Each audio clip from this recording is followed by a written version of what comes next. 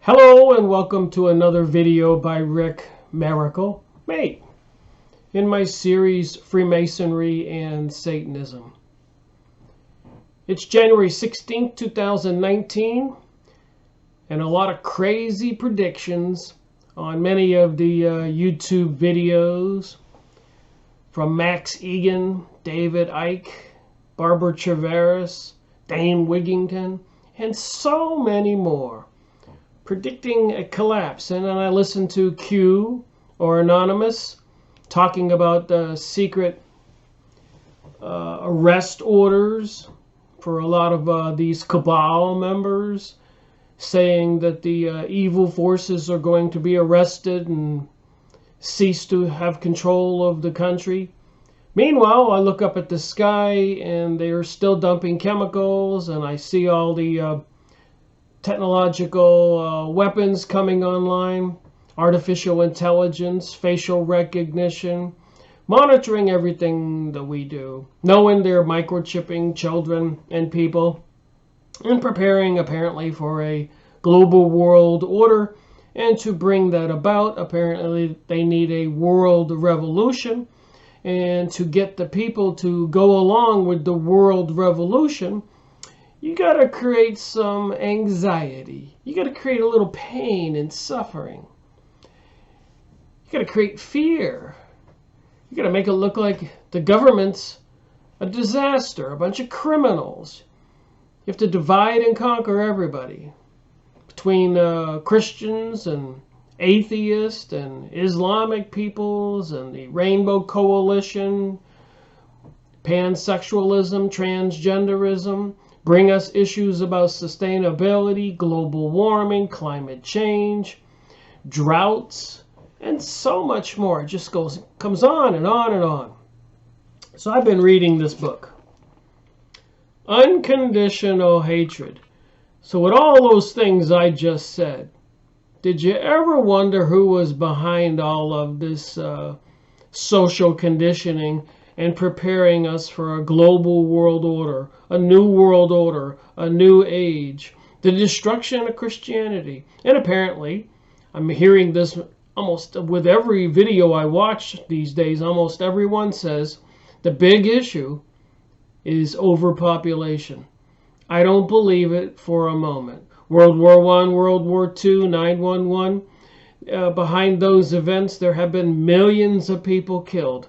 It seems that the few, the elite who control our world, just don't need so many people to be responsible for, to do their jobs running the governments and the military and industries. Apparently they seem to be quite greedy and perverted in a lot of things they do, hence their hatred for Christianity. So this book, Unconditional Hatred, brings to my videos an interesting conversation a lot of people probably are not aware of. German war guilt and the future of Europe. I suppose that's probably something we should all consider. But seeing that the politicians and others are predicting World War III or an economic collapse and so much more. And we've already seen what's been going on since 9/11 and immigrants forced to march up into Europe. Where did they come from? Immigrants marching up through Central Florida, camped on the Mexican border between the U.S. and President Donald Trump saying he wants that fence put up. The military are down there putting up barbed wire, holding machine guns. Oh my. Some tough things to think about. What are we supposed to think? Captain Russell Grenfell, RN. So Unconditional Hatred. This book was published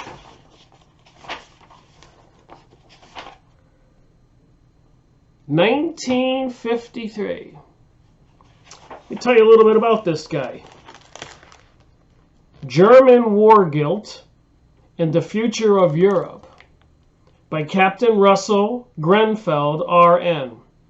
The author of this hard-hitting book comes from an Old English Navy family. He served in the Royal Navy for over 30 years, participating in the most of the decisive actions of World War I, and subsequently helping to direct the Royal Navy Staff College.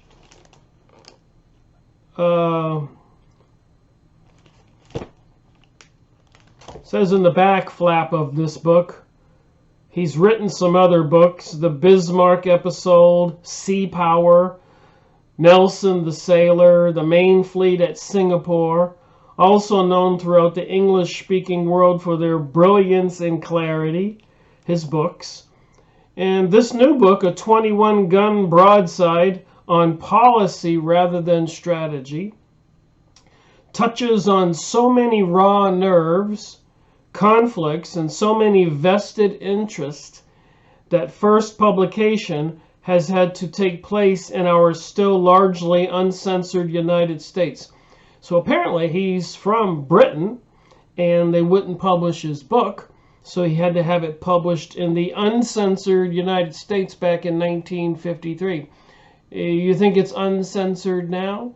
You think the powers that be know about the videos that I'm making, know for that people are watching them, who's watching them, and watching other videos and monitoring the others, making videos and websites and the alternate news?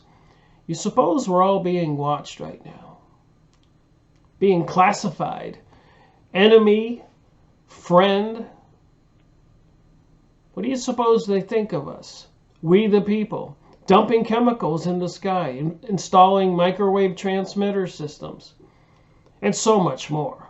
Genetically modified foods, mercury in the vaccines, fluoride in the water, trying to destroy Christian religion and social conditioning, promoting a decadent Mad Max style reality, apparently creating false flag, terrorism, being involved in 911. And apparently my research says all these are connected to World War I and World War II, and so much more, as we're about to find out in this book review. Those who are still fighting World War II will not like this book. But those who are tired of the same old black and white cliches with regard to Germany will welcome it as a fresh breath of air. Unconditional Hatred will be talked about. It is one of the most controversial books we have ever published. It is powerfully written and reads like a detective novel. And if you consider the fact that I've been doing research since 2005, read hundreds of books, over 600 videos on YouTube, paid attention to magazines, press releases, current events, had many conversations with many people, I am no educated historian, but I believe I can read and reason fairly well. I think I have a basic intuitive instinct to knowing the difference between right and wrong. I happen to be a Christian. I grew up Catholic, took religion for granted. I had blind faith. I never dwelt much into it. I really didn't care. I just chose to believe and be a good man. I thought that's all I had to do. Apparently, we have to be a little bit more proactive than that. Because if we don't, as the old cliche says, if good men do nothing, the evil men will prevail. The ship will sink. So anyways, I've been reading this book since I got it in the mail, Unconditional Hatred. So I'm going to let the words in the book speak for themselves. Published in 1953, so that's almost 70 years ago. Certainly the copyrights are expired, but even if they weren't, I'm not reading the entire book, just a little portion of it, which is authorized and legal. So what do we know about Germany, Poland, Serbia, France, Britain, United States, World War I, World War II, The Freemasons, Illuminati, kings, queens, and so much more. Napoleon. The past 200 years, what do we really know? What should we know? I say these words in these books are going to share some important details everybody should know. So it starts out on chapter 6 that I wanted to talk about.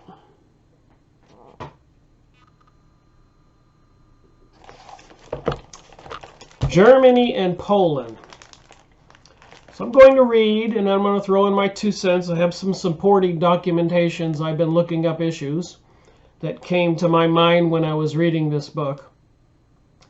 The War of 1914 to 1918, World War I, demonstrated for the second time in succession that the French were capable of gross strategical miscalculations. They had believed in a quick war of conquest in 1870 and in 1914, and they were disastrously wrong on both occasions. In 1870, they were decisively beaten in a few months, the French. In 1914, the Russian steamroller, on which they pinned so much faith that they urged it into premature motion against Germany. So apparently France during the 1800s and early 1900s, 1914, attempted an assault on Germany. France. So what do most people think about Germany? Do they notice about France going to war against Germany? And why? Turned out to be a mass of leaky joints and worn bearings and faulty adjustments. By 1917, it was on the scrap heap, and in the same year the French army mutinied. So the French army mutinied in 1917, World War I, and in 1914 the French were behind the Russians in an aggressive assault on Germany. France would have been beaten again had it not been for the presence on French soil of more than 2 million British soldiers who kept the Germans occupied while the French recovered from their discipline. The army mutinied. The biggest British army fighting on the continent in Wellington's time, that would be in the United States, had not exceeded 70,000 men. Allowing for the difference in size of population, the 1914 equivalent was 280,000 men. In the 6 years of the Peninsula War, 40,000 British soldiers lost their lives. In the 4 years of the First World War, there were 750,000 deaths. Mr. Haldane's scientific method of waging war by linking up with the French had increased the British military effort 10 times and the death roll 20 times. It can be argued that without this vast effort, the huge loss of life, the Germans would have won the war. But had not the French been given so many unofficial assurances that the British army would be at their side in a war against Germany, it is possible that the war would not have occurred. So Britain was assuring France it would be at its side with the aggressive movements against Germany, and France was in cahoots with Russia on Germany's eastern front. And so Germany was being surrounded. World War I, not World War II, where they say 66 million Jews were gassed to death, which I do not believe is the situation. Somebody's playing with history, and it's in this material. Moreover, it has already been argued that the defeat of France by no means involved the defeat of England, as indeed the Second World War demonstrated. By 1918, the French were taking the line that they had been wickedly attacked by the Germans and loudly demanded guarantees for their future security against such brigandage, against such an attack. Their British and American colleagues at the peace negotiation uncritically accepted these demands and agreed that Germany must be disarmed militarily and economically. And so she was. So after World War I, they were going to intentionally disarm militarily and economically. Ah, my phone rang. So anyways, apparently we can see with World War I, it was an aggressive move by France against Germany, apparently in cahoots with Britain and involving Russia. So there are some things that I'll add now that you're going to see later on in my research. But behind the scenes are the Freemasons, Illuminati, the banksters, and other motivations. Apparently jealousies were existing and ancient arguments still existing with revenge on the minds of these people prior to Germany uniting into just a couple different states like Austria or Prussia and Germany, etc. There used to be 52 or 60 or more small states in that region, and other countries like Britain or Spain and France and Italy and Serbia and Russia all were trying to annex some of the properties of the German peoples, the Germanic peoples. So it did force them to kind of huddle together and become larger groups during the 1700s and 1800s, and even before that. So there are some things they don't tell us in history. So anyways, after World War I, they had decided to make sure Germany would never be a superpower or a successful empire ever again. And remember, the Illuminati, Freemasons, which also means the Zionist Jewish people behind them, world elites, banksters, apparently into some synagogue of Satan religion.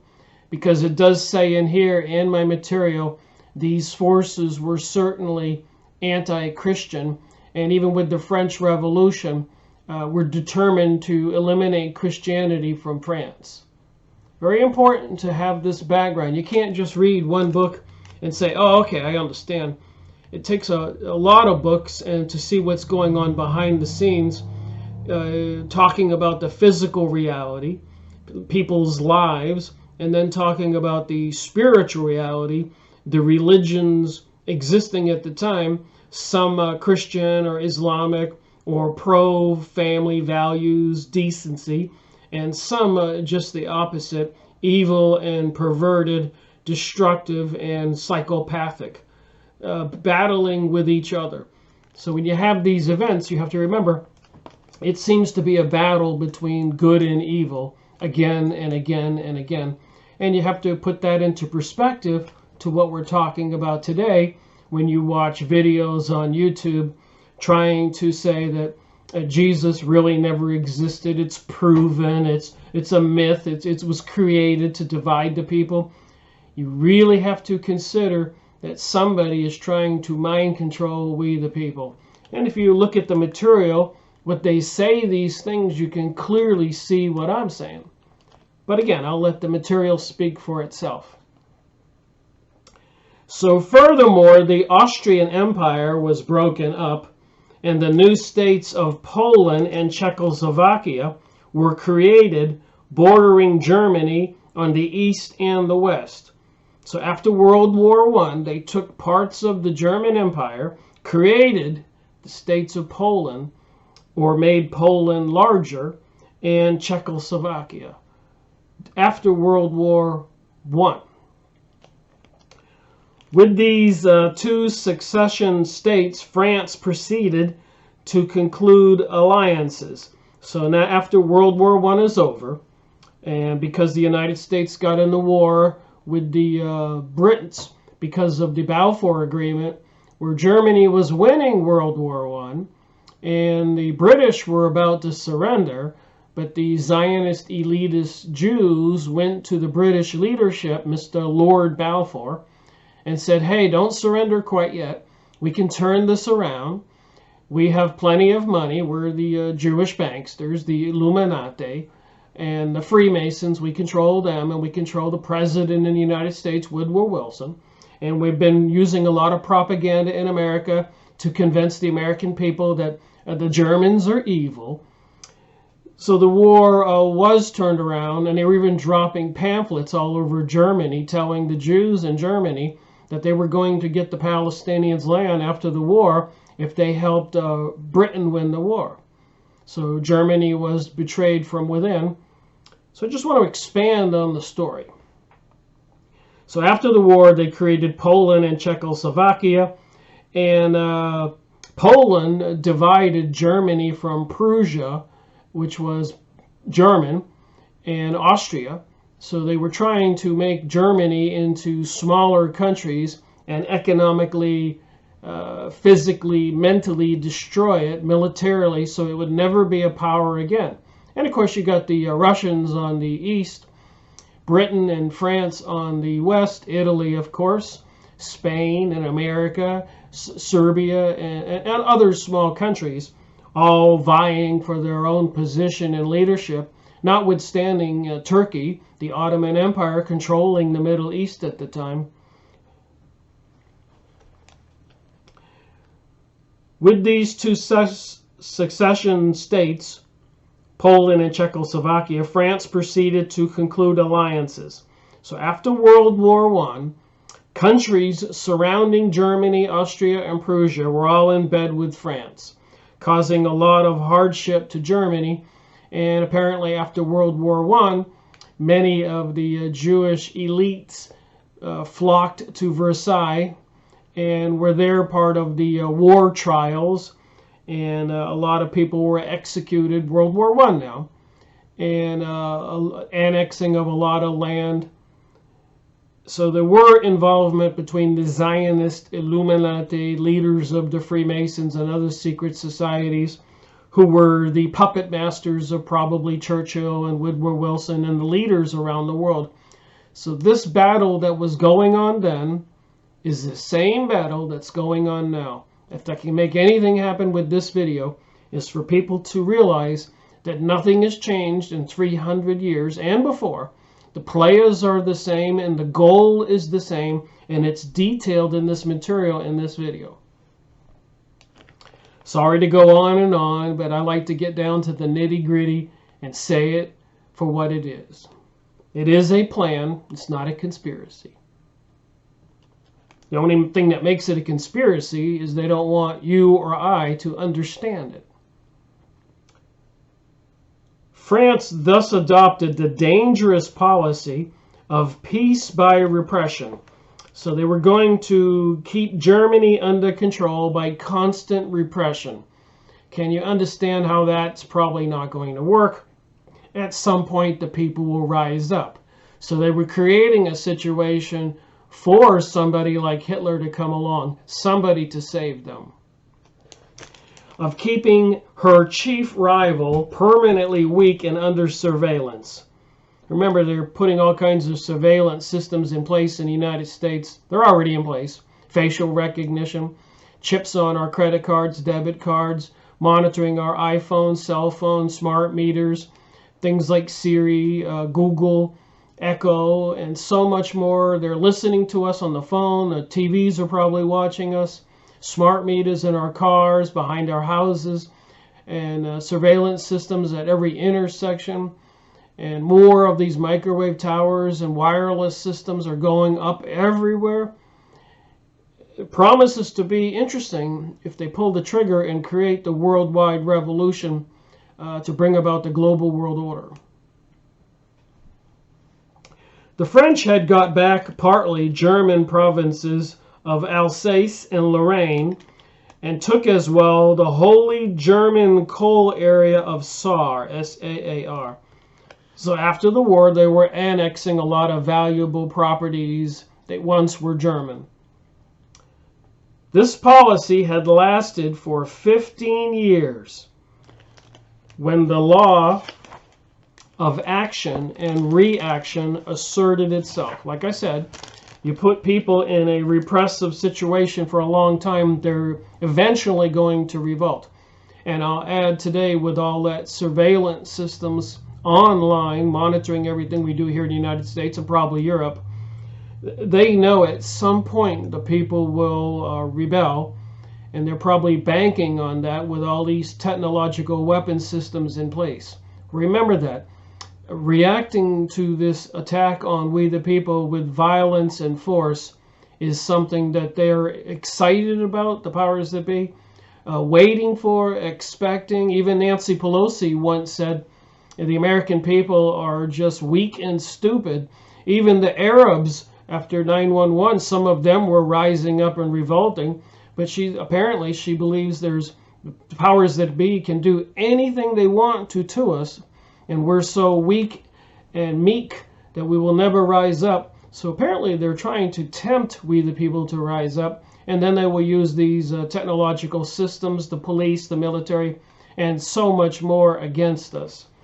So it's just a matter of time for somebody to pull the trigger to bring about this world revolution, where the states all over the world say that the people can't be trusted, and they need to take a martial law police action to control all of the chaos and anarchy. It's the way I see it. There is a comment section below, so if you don't see it that way, let me know why. If you have more information to add, put it down there. People read the comments. Anyways, so some notes on the bottom of this page. In the separate state of Hungary and a greatly enlarged Serbia, so I've talked about Serbia, with the title of Yugoslavia, were also created out of the ruins of Australian Empire. So during World War I, the British, the French, the Russians, the Serbs, and everybody was making deals to slice and dice up Prussia, Germany, Austria, and the other cities and states in the area that were pro-German.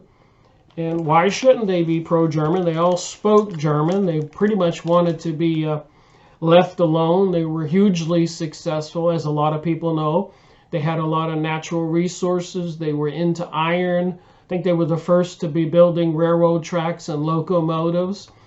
And they were centrally located on the continent versus Britain being on an island. France and Spain, no more on a peninsula. And then, of course, you had Serbia on the northern side of the Mediterranean, south of Germany, with its own aspirations. And, of course, on the eastern side, you had Russia with its own aspirations and situations going on. So there is much more to this story, but I can only go one sentence at a time. The Germans, who had proved themselves in the war by far the best fighting nation of Europe, grew tired of the state of subjection in which they had been reduced. So after World War I, where Germany was betrayed by the elite Jewish people, the Zionists. Remember, that's where the Rothschilds got their first bank start, was in Frankfurt, Germany. Then they wound up taking over the banking systems of all the other countries in the Europe area. Finally, they got the American money in control by creating the Federal Reserve, which was privately owned in 1913. After losing control for about 50 years and assassinating a couple of U.S. presidents, and apparently Abraham Lincoln was wanting to coin America's money, so he was assassinated. And President John Kennedy wanted to expose these groups. He was assassinated. So the number of people who were assassinated and the number of people who have died in these wars, or who have been imprisoned to shut them up, is probably beyond anything we can fathom or count, going on for a couple hundred years. as this material will show. It was just interesting to read a book like this in 1953 by a war hero, somebody 30 years in the military, who would probably know about these facts.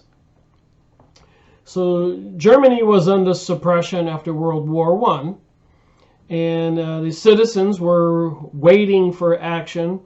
And here comes along Hitler, who was being financed by the Brits, by the way, and trained, apparently, according to some research, and involving the Freemason high levels and secret societies and Illuminati, Zionist Jewish people. They had plans. They needed another war. And incidentally, back in the 1880s, the leader of the Freemasons in the United States, Albert Pike, wrote a letter to his friend Mazzini saying we would need 3 world wars to bring about the global world order, and part of that is destroying Christianity.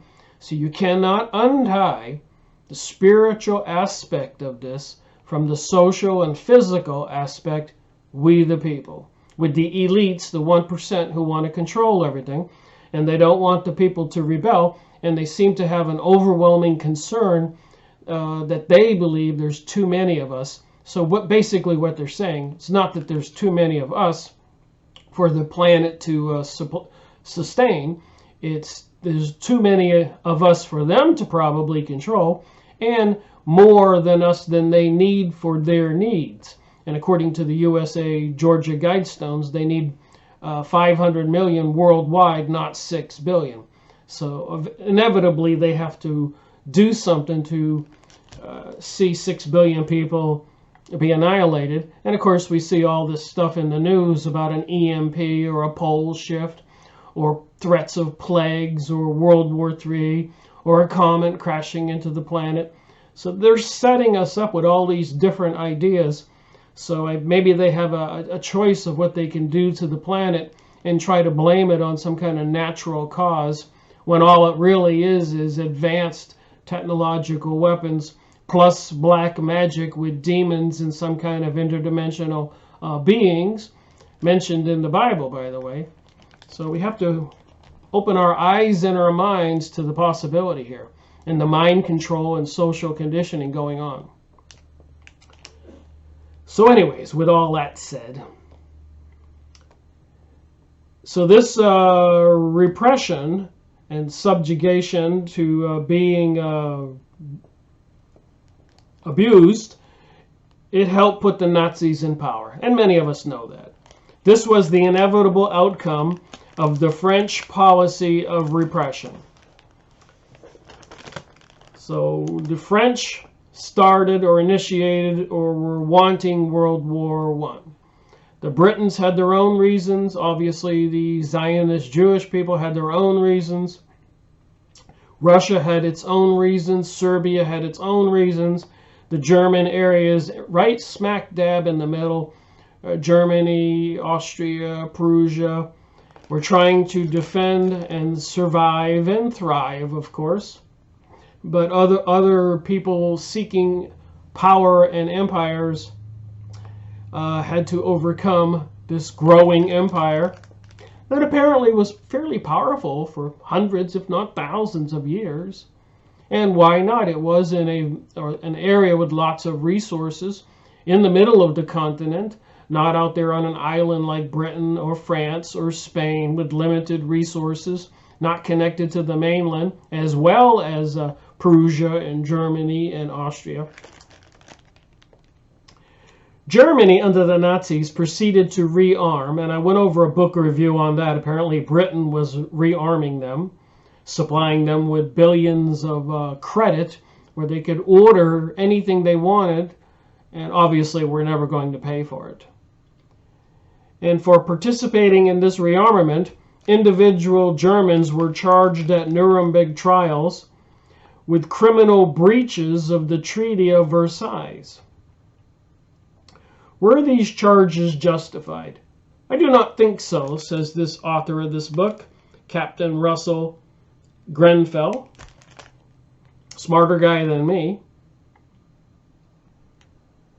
The disarmament of Germany, decreed in 1919, was declared at the time not to be solely for the purpose of drawing Germany's military teeth.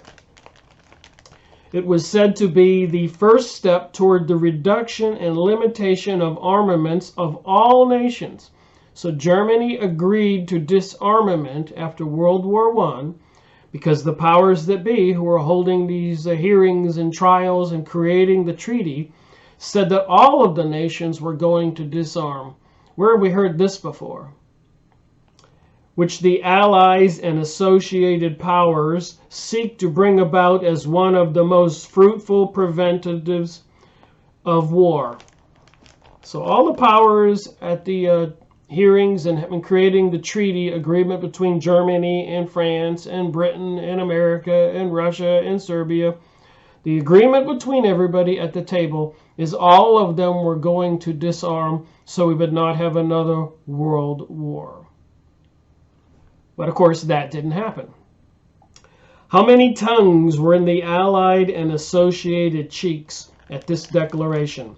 The captain of this book, the author, says, "I do not know." It soon became clear, however, that if any of the victorious powers were anxious to disarm, the French were not among them. So the French were part of the instigators of World War I, and they had no intention of disarming. They maintained a large conscript army, a conscription being forbidden to the Germans. By 1927, Mr. Lloyd George, the chief British representative of the peace conference, was becoming uncomfortable. He referred in Parliament to the nations which had pledged themselves to disarmament, following the German example, but which had taken no steps to disarm. And he was by no means alone in his misgivings. And I just went over that one book, Weapons of Mass Deceptions and the Enemy Within the Empire, series 246, 247, 245, 3 Freemasonry and Satanism series books in a row, further clarifying these issues I'm talking about here. So if you haven't seen them, and this is series 248, watch all 4 of these, and it should give you a good picture of what was going on in World War I and in between World War I and World War II, and in World War II, where apparently the United States gave Russia a blank check, supplying them with tanks, trucks, weapons, even plates to print American money or war money, and even supplying them with the designs of nuclear weapons, etc. And here between World War I and World War II, Britain was giving Germany a blank check to rearm it, and France was rearming, building up a bigger army. So I guess apparently they were all wanting World War II, as Albert Pike said they needed in 1880 something, involving the Freemasons, Illuminati, Zionist Jews, these secret elites behind the scenes who are planning the global world order today.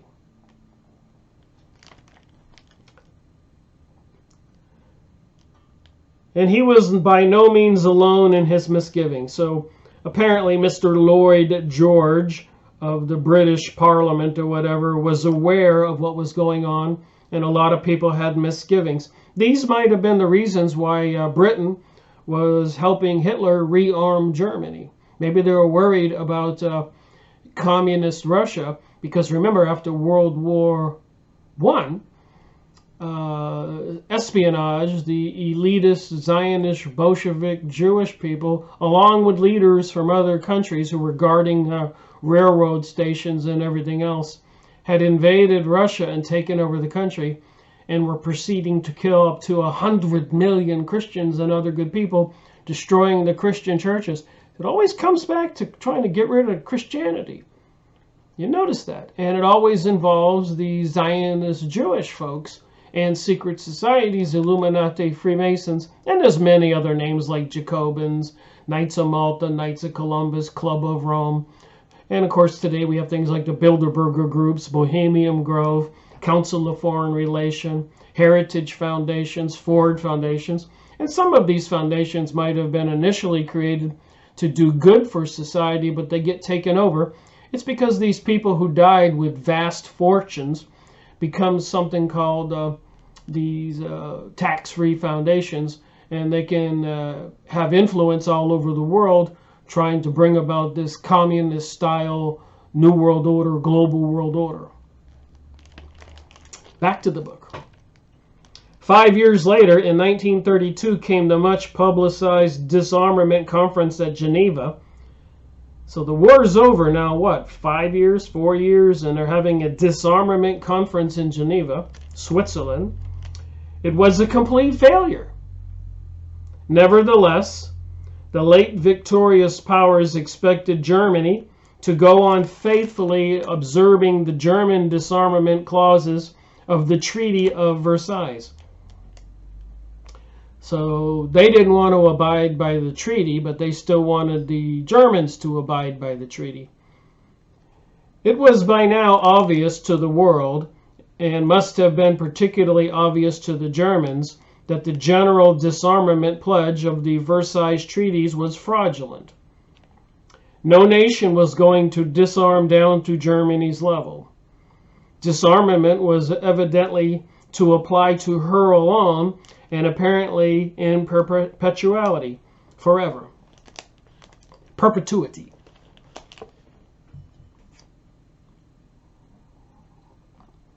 It's not so easy to get every word right. Get worn out when you're just continually talking. The Germans had been tricked. The victorious nations did not mean to disarm. It is true that disarmament could have been imposed on Germany by force majeure alone, but the victorious nations had refrained from doing this. They had voluntarily stated that they too would disarm, because you do have to deal with public opinion, and there was a lot of lying going on to the public. But by 1933, when Hitler gained power, they had made it plain that they meant to dishonor their pledge. Remember, by this time, probably Britain was financing Germany to rearm. Not to mention what the United States was doing with Russia during World War II, giving them blank checks.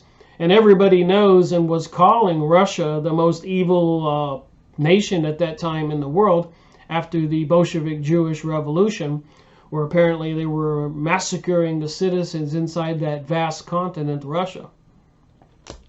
Vast country. No great nation, even if it had been an unquestioning aggressor, can be expected to accept a state of bondage indefinitely. So when I was reading this, I'm going to read that again. No great nation, even if it has been an unquestionable aggressor, can be expected to accept a state of bondage indefinitely. And that makes us think about the United States being controlled by these outside forces right now, with NATO and the banksters, Federal Reserve, Illuminati, Freemasons, leaders who control Britain and the other countries. Even France and Germany, the leaders are probably puppets.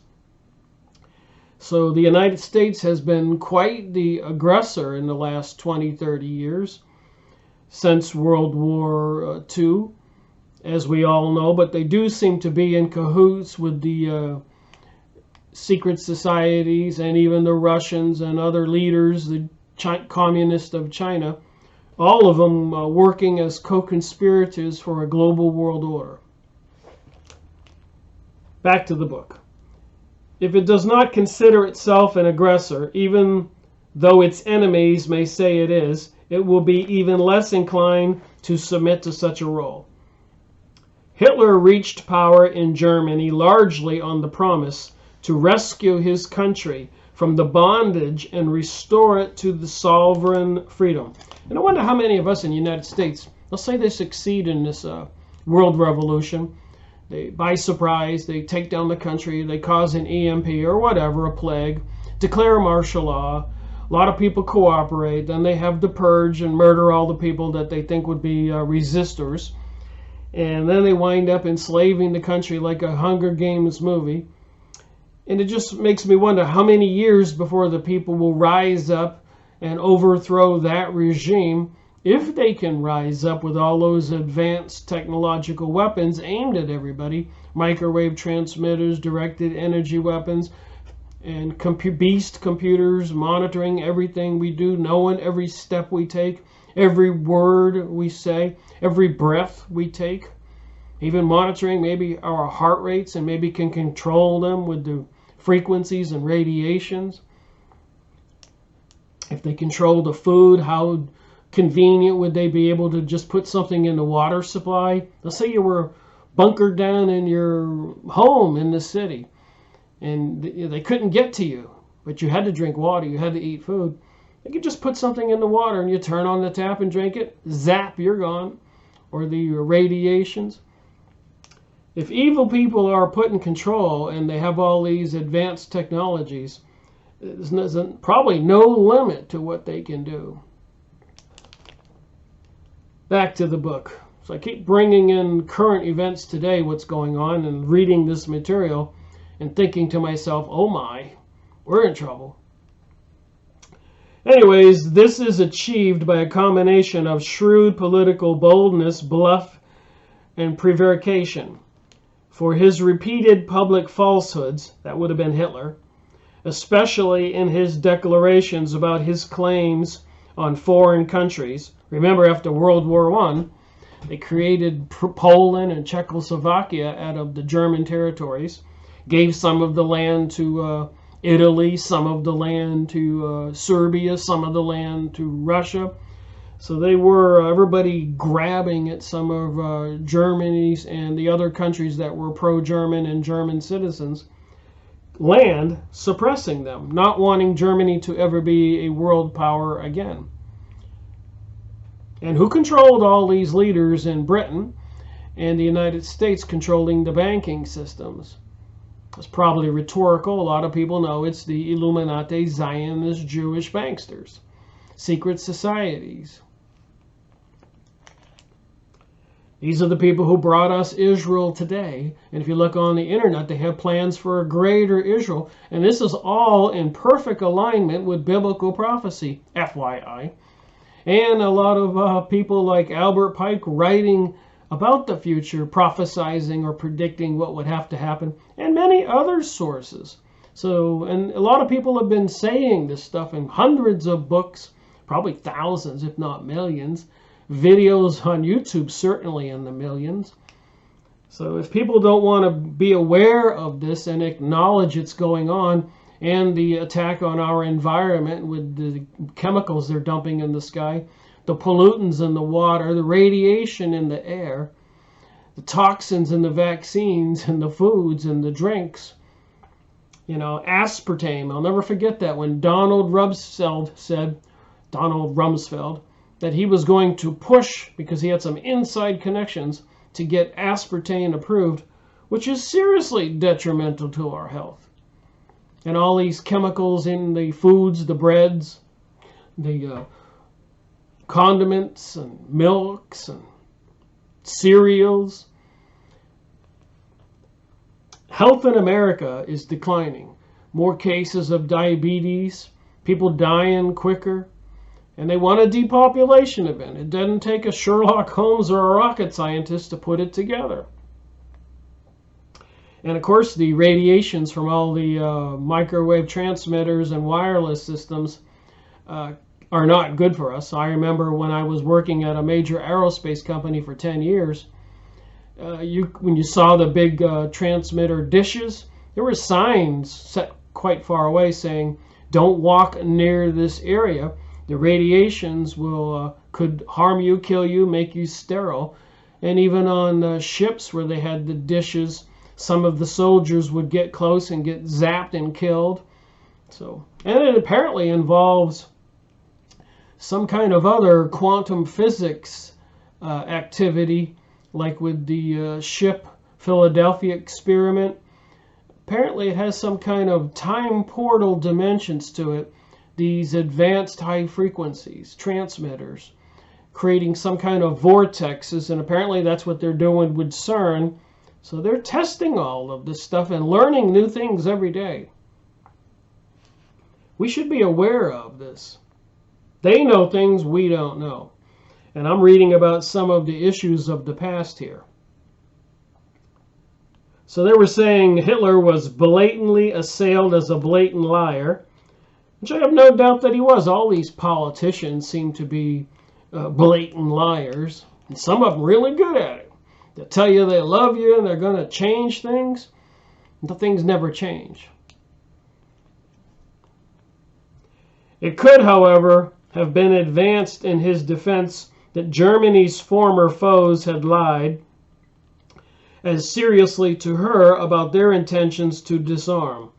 So apparently back then, whoever controlled these countries and wanted to instigate world wars for profit and obtain the Palestinians' land to create the state of Israel and bring about the global world order, control the world, which is biblically prophesied by these people of this mystery religion of Babylon, the synagogue of Satan, who want to destroy Christianity. So you got to see what's behind the scene. It's like in that Wizard of Oz movie. You got to pull the curtain and see who's behind there. That whoever's behind that curtain wants you to see them as something big and powerful.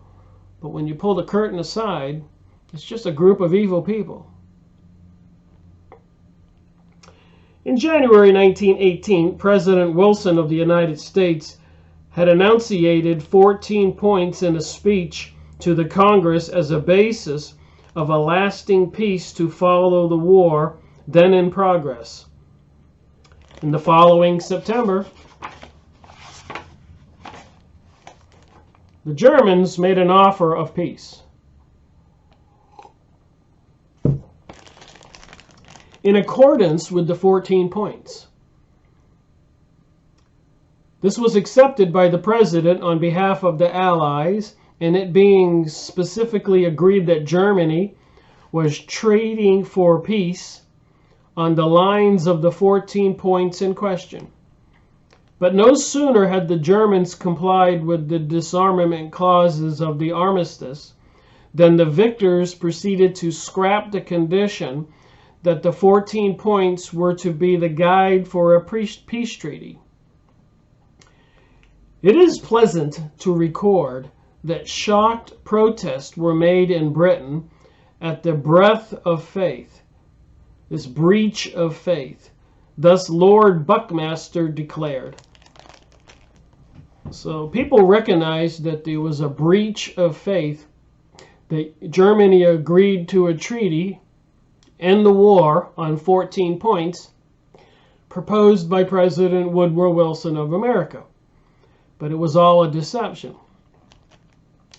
It says here, Lord Buckmaster of Britain, to induce any nation, however evil and abominable they might be, to lay down their arms on one set of terms, and then, when they were defenseless, to impose another set, is an act of dishonor that can never be effaced. What do you think? All right, moving on. So according to this author, the British conscience and sense of honor was still fairly active at that date, 1922. If then deliberate chicanery was employed towards Germany in relation to her terms of surrender, and later in order to keep her weak as long as possible, it was surely no worse for Hitler to use deceit to make Germany strong as quickly as possible. So you had all the Allies trying to keep Germany suppressed. And the other countries had a motive for the war, and during World War I, Germany was betrayed with the Balfour Agreement by the Jews all over the world, and the Jews within Germany. Even pamphlets were dropped from planes. So there's more to this story than most people can probably fathom. It is a little complicated, but It's actually quite simple. If you can see the sinister synagogue of Satan forces behind the scenes, manipulating leaders around the world, and most of we the people citizens, ignorant, oblivious to the real reasons for all these things. We believe the speakings of our leaders on the radio or in the newspapers or on TV, not knowing that they blatantly lie to us. One set of lies can be held to justify another set in international politics. But the bulk of the British critics who were rabid about Hitler's use of the lie as a strategical weapon had probably never heard of the 14 points, trickery, or of the general disarmament clause of the Treaty of Versailles. Their indignation was thus comprehensible, even if misplaced. So even today, when a lot of people, believe that maybe Syria or the Arabs are just evil people, they don't know, and they don't want to know if you try to tell them, that 911 was an inside job. And the intent was to overthrow all those countries in the Middle East, but they had to get the support of the populations everywhere. So 911 was a perfect false flag, a perfect Pearl Harbor that even President George Bush said was needed. So these people are opportunists. They plan these Pearl Harbor false flag events so that they can make moves that the population will buy hook, line, and sinker. By the end of 1938, Hitler, mainly for his own personal initiative, and even against the opposition of the General Staff, has resurrected a conscript German army and air force, recovered the Rhineland, absorbed Austria, and annexed Czechoslovakia. So the Allies were not agreeing to the 14-point treaty. Nobody was disarming except Germany. The people were being severely repressed and rose up and elected a leader who was promising to help them. And that particular leader was being financed and trained by the Illuminati and giving a blank check by Britain to rearm Germany. Obviously, some puppet masters behind the scenes here. So Germany did recover the Rhineland and got some of the property back from Austria and annexed Czechoslovakia. He had even almost nullified the anti-German features of the Versailles Treaty to the Germans' natural delight. They remained apart from the colonies. The matter of the Alsace-Lorraine, probably saying the name of that property between Germany and France, and the Polish corridor.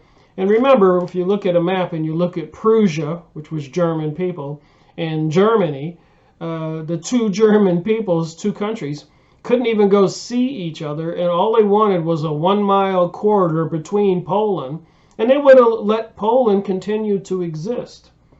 But the Poles were so arrogant prior to World War II that they were just acting arrogant and even threatening Germany, so they were provoking it, thinking that they were, nobody would be able to do anything, thinking Germany was powerless. But of course that proved not to be the case ever since I've learned in my material that Britain was financing and rebuilding Germany. Like the Americans financing and supplying Russia during World War II, and apparently even after World War II, economically supporting Russia even during the Cold War and after, like in 1991 when the wall came down. Do you think these political strategists all over the world changed their minds and just wanted to be nice guys and do their job of governing the world's people properly?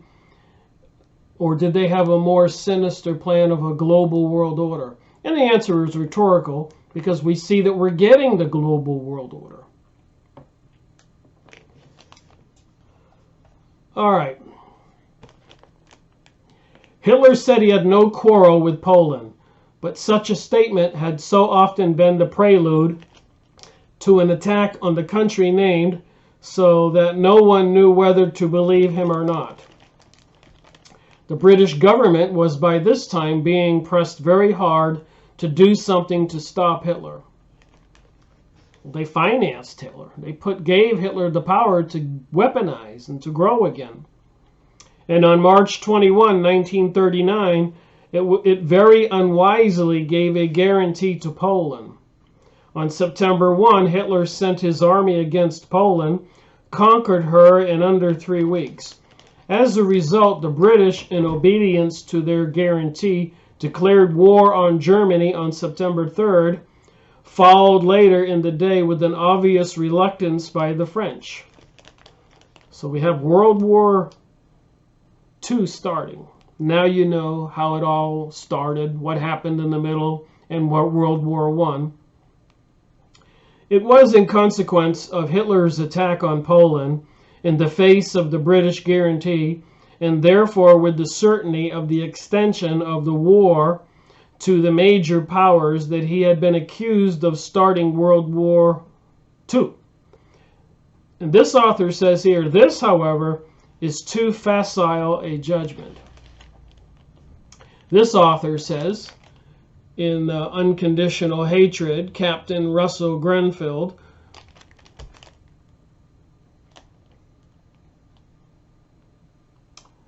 was there anything essentially wicked in Hitler's desire to retake the Polish corridor? So was there anything wicked with Hitler wanting Germany to be connected to Prussia? If there was, the wickedness was no greater than France's relentless ambition from 1870 to 1918 to recover Alsace and Lorraine, the property between Germany and France. Alsace and Lorraine was almost as much German as French, although before 1870 they had been part of France for 220 and 100 years respectively.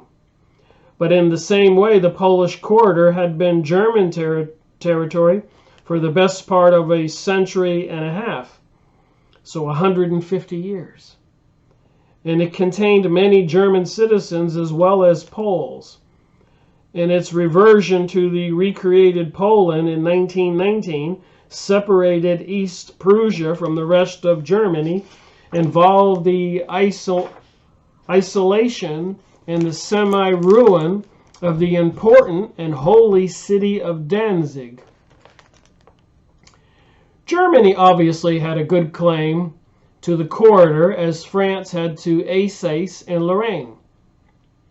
But since the victors at Versailles, who included both the British and the French, had recognized this right of prior possession in France's favor in regard to the two provinces, their charge of criminal aggression against Germany and certain German individuals for applying the same type of claim to the Polish corridor was plainly hypocritical. So Germany was laying claim to a corridor between Prussia and Germany, just as much as France was laying claim to property between Germany and France. But what of the associated question of bringing on a major war? It is very easy to jump to conclusion that a country which attacks a guaranteed territory must be guilty of provoking a larger conflict that ensues.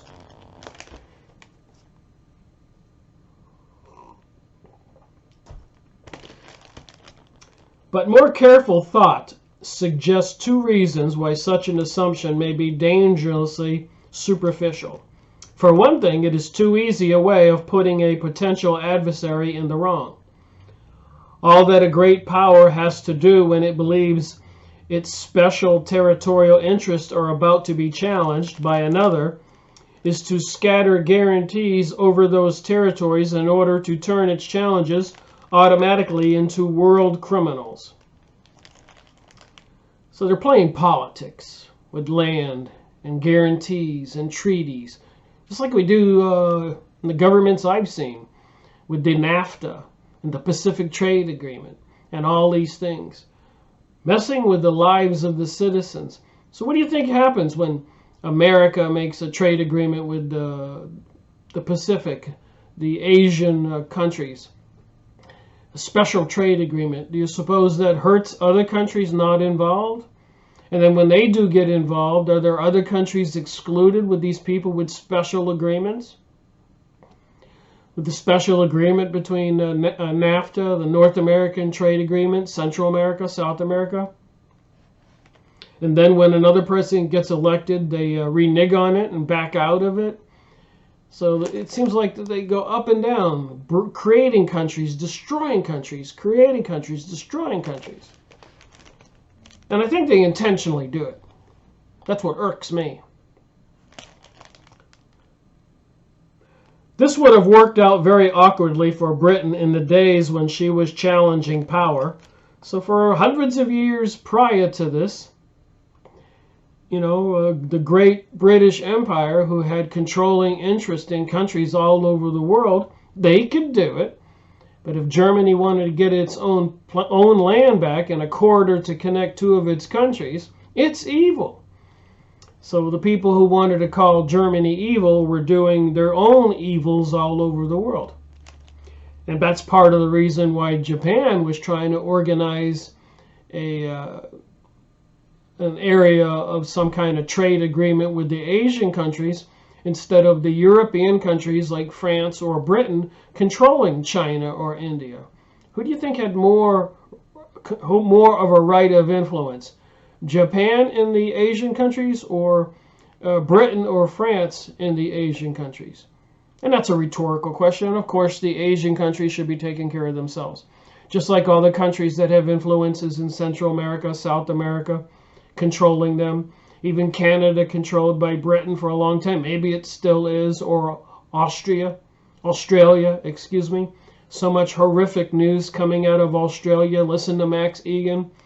And apparently their government is becoming more aggressive and repressive even faster than the government of the United States. Supplying weapons to different tribes in the Philippine and Indonesian islands or wherever. Listen to Max Egan. So there's a lot of this influence going back and forth, arming one group against another like they've done in Central America, South America, Africa, all over the world. So anyways, it seems like Germany was in the wrong place at the wrong time, basically at that time of history being in the centrally located, surrounded by Russia, Serbia, France, Britain, Italy, Spain, all those other countries, and with an internal problem of the Zionist Jewish banking elites playing countries against each other, creating revolutions and world wars and influencing and bribing kings and monarchs and dictators. So the citizens were always the scapegoats in these situations, in these wars. We the people who don't want to think with this wide view of reality and don't want to see the evil spiritual component to it and the inside goings on and dealings where these people make trillions and billions of money while these citizens, we the people, suffer. The surface stuff we watch on TV and see in the news apparently is probably 99.999 deception. If there's any truth in it, I'm surprised. Maybe the photo they took of the bombed buildings is the only truth you'll see. You'll never be told why it's all bombed. Or the death toll could be true, but you'll never know why they killed everybody. Demonizing Christianity, calling them haters because they don't go along with pansexualism and all this other deviant behavior. People don't want to look and see, think about what would we really want for a future of planet Earth. Do we want it to continue the way it's been going? I don't think so. Imagine if there were aliens and they came by and visited this planet, looked at the history. They'd have to think we were insane. But do you notice when you watch all those movies, you have these hordes of evil thugs rolling in on their horses or with their jeeps and trucks and helicopters and machine guns. It's always the few slaughtering the citizens who have nice little villages and towns. So it's not we the people. It's these higher level echelon of people who know things that we don't know, maybe controlled by some evil, demonic, satanic, fallen angel forces. Maybe there is something evil like that in control behind the scenes. And there seems to be a lot of evidence that that is the case. And of course, like Rabbi Marvin Antelman writing the book, To Eliminate the Opaque, they don't want we the people to know that God exists, that we can pray, believe, and we can use that spiritual force to protect us. Even in the Old Testament, it says, "Whoever shall seek refuge in me, I shall be thy shield." So they don't want people to seek refuge in God and talk to God. And the God requires to obtain his help is to be a good citizen and abide by the commandments. It's not that hard. Don't kill, don't steal, don't lie, don't cheat. Don't worship these demonic entities. Read the Ten Commandments. Don't do adulterous things, perverted things, pedophilia, and other kinds of things that are just unnatural. But you can't say that. They don't want you to say things are unnatural. According to this New Age material, everything and anything goes. Anybody who opposes it is a hater and a racist. I disagree with that. Flat out. We all have compassion to people who get into these things. We're all sinners to some degree. We ask to be forgiven for our sins and we try to be better. The Lord knows our hearts. Make no mistake about that. Nobody gets off this planet alive. So back to reality here.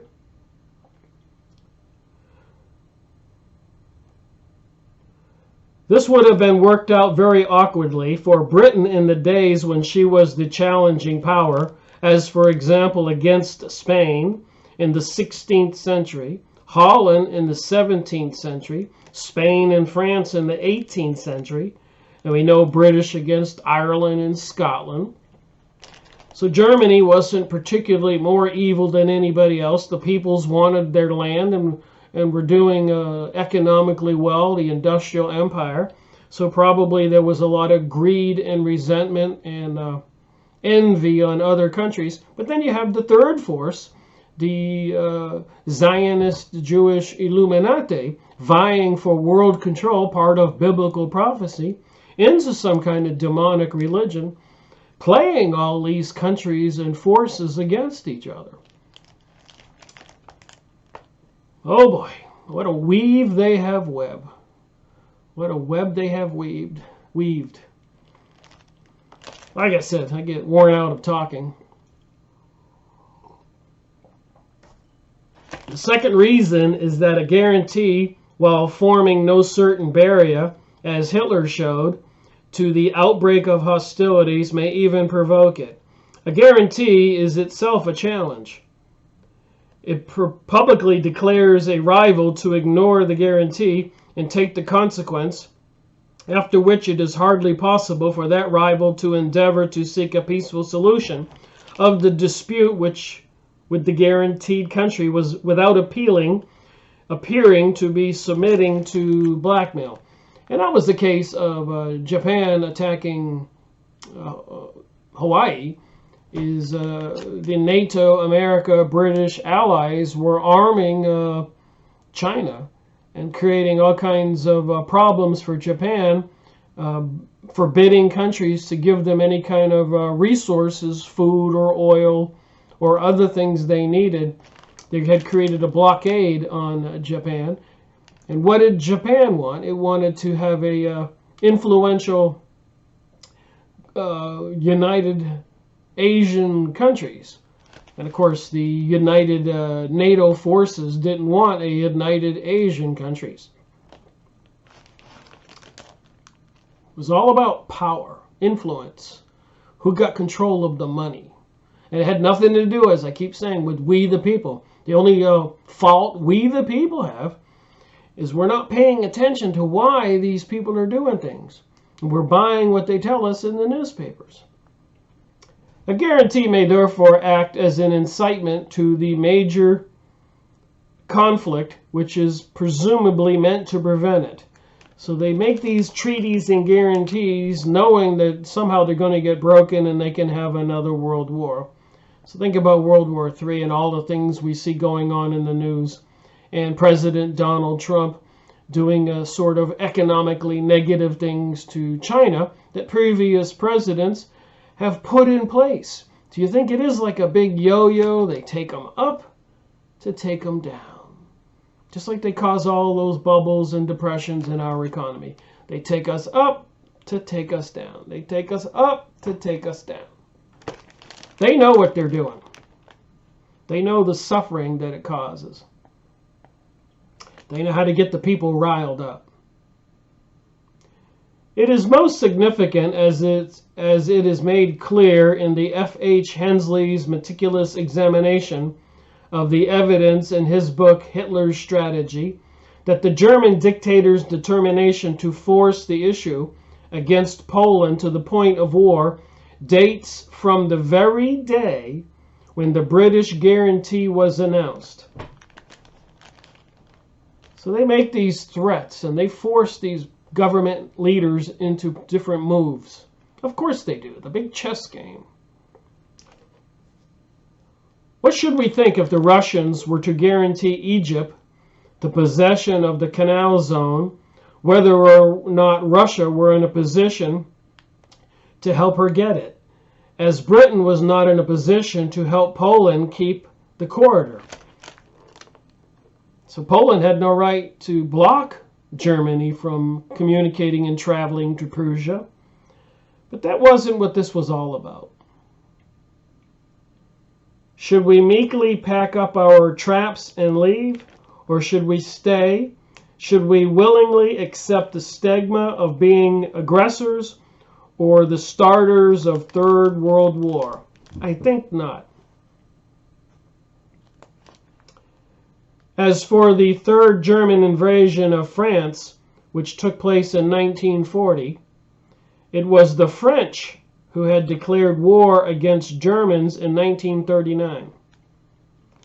So the French had declared war on the Germans in 1939, and so apparently Germany moved into France in 1940. So the French had already declared war on Germany. The French army made no attempt to aid the Poles by action against the Germans in the West. Instead, it sat tight behind its own frontier. Since 1914, there had been a complete reversal of the French military ideas.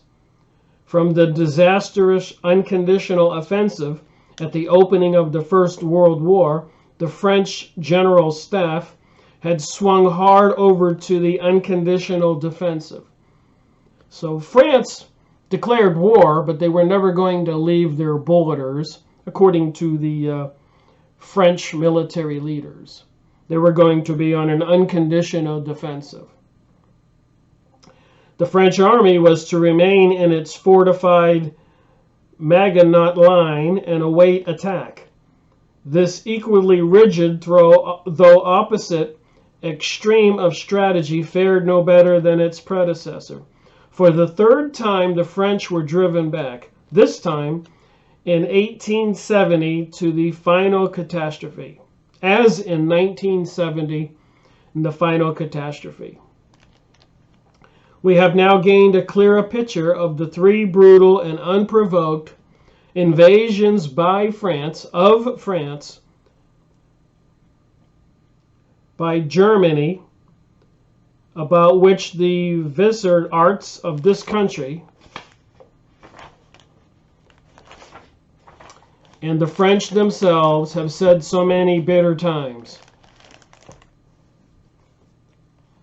We have the significant fact that in 2 out of 3 cases, it was France that declared war on Germany, while in the third,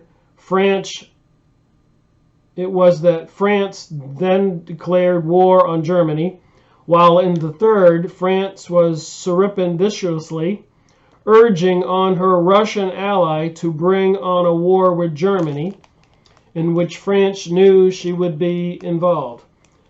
So France was on the aggression towards Germany all three times. In the third time, trying to get Russia to be the attack dog. I said that. There is indeed quite a lot of evidence for holding that it was France and not Germany who, to use Lord Vasteurt's phrase about the latter, carefully contrived the War of 1914, World War I. So if France hadn't have done that, and we didn't have World War I, we would have never had World War II. Moreover, in 2 out of the 3 cases, the French thought that they would be in Berlin within 2 months. It was their own military miscalculations and shortcomings, and not German turpitude, that caused the invasions to be towards Paris instead.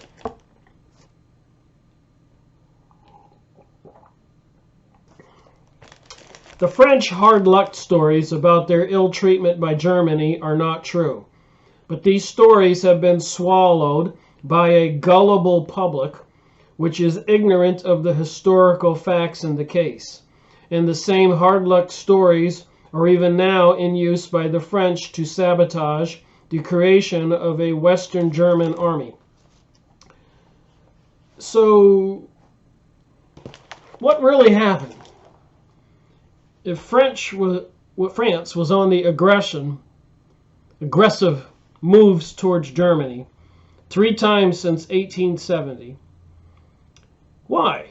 So I went and did some research, and I am aware that in the 1800s and even 1700s, there were battles going on and revolutions in France. So I think when you're looking at this particular portion in history, you need to go back and see the history that precedes it, obviously. Just like even a human being, you see their activity today, and what do? If you get arrested or something, they want to go look up your previous history. And you've seen it on TV shows and what the police do. So they want to check out your background. So I checked out a little background.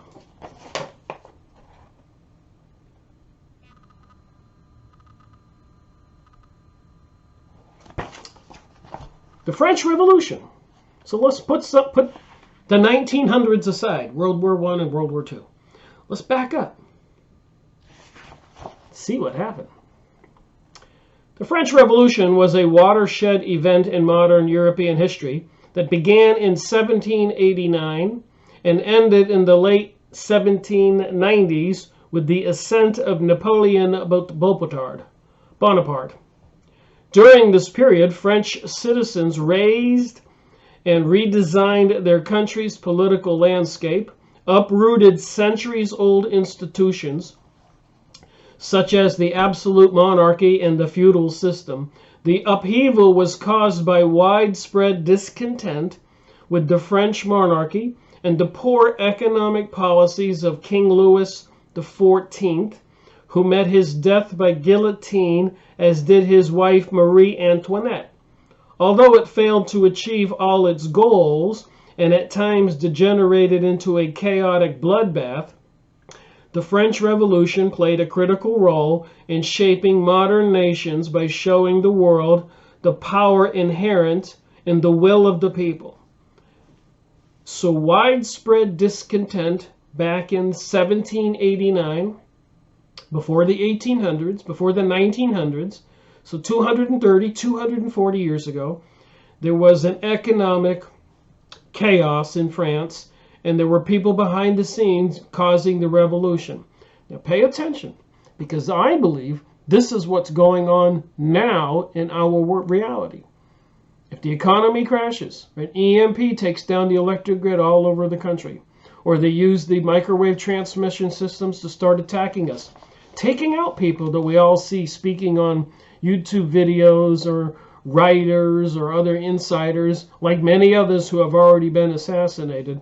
When they bring about these events, people start dying, people start rising up, rioting in the streets, and apparently it all starts out with economic suffering and all of that. Of course.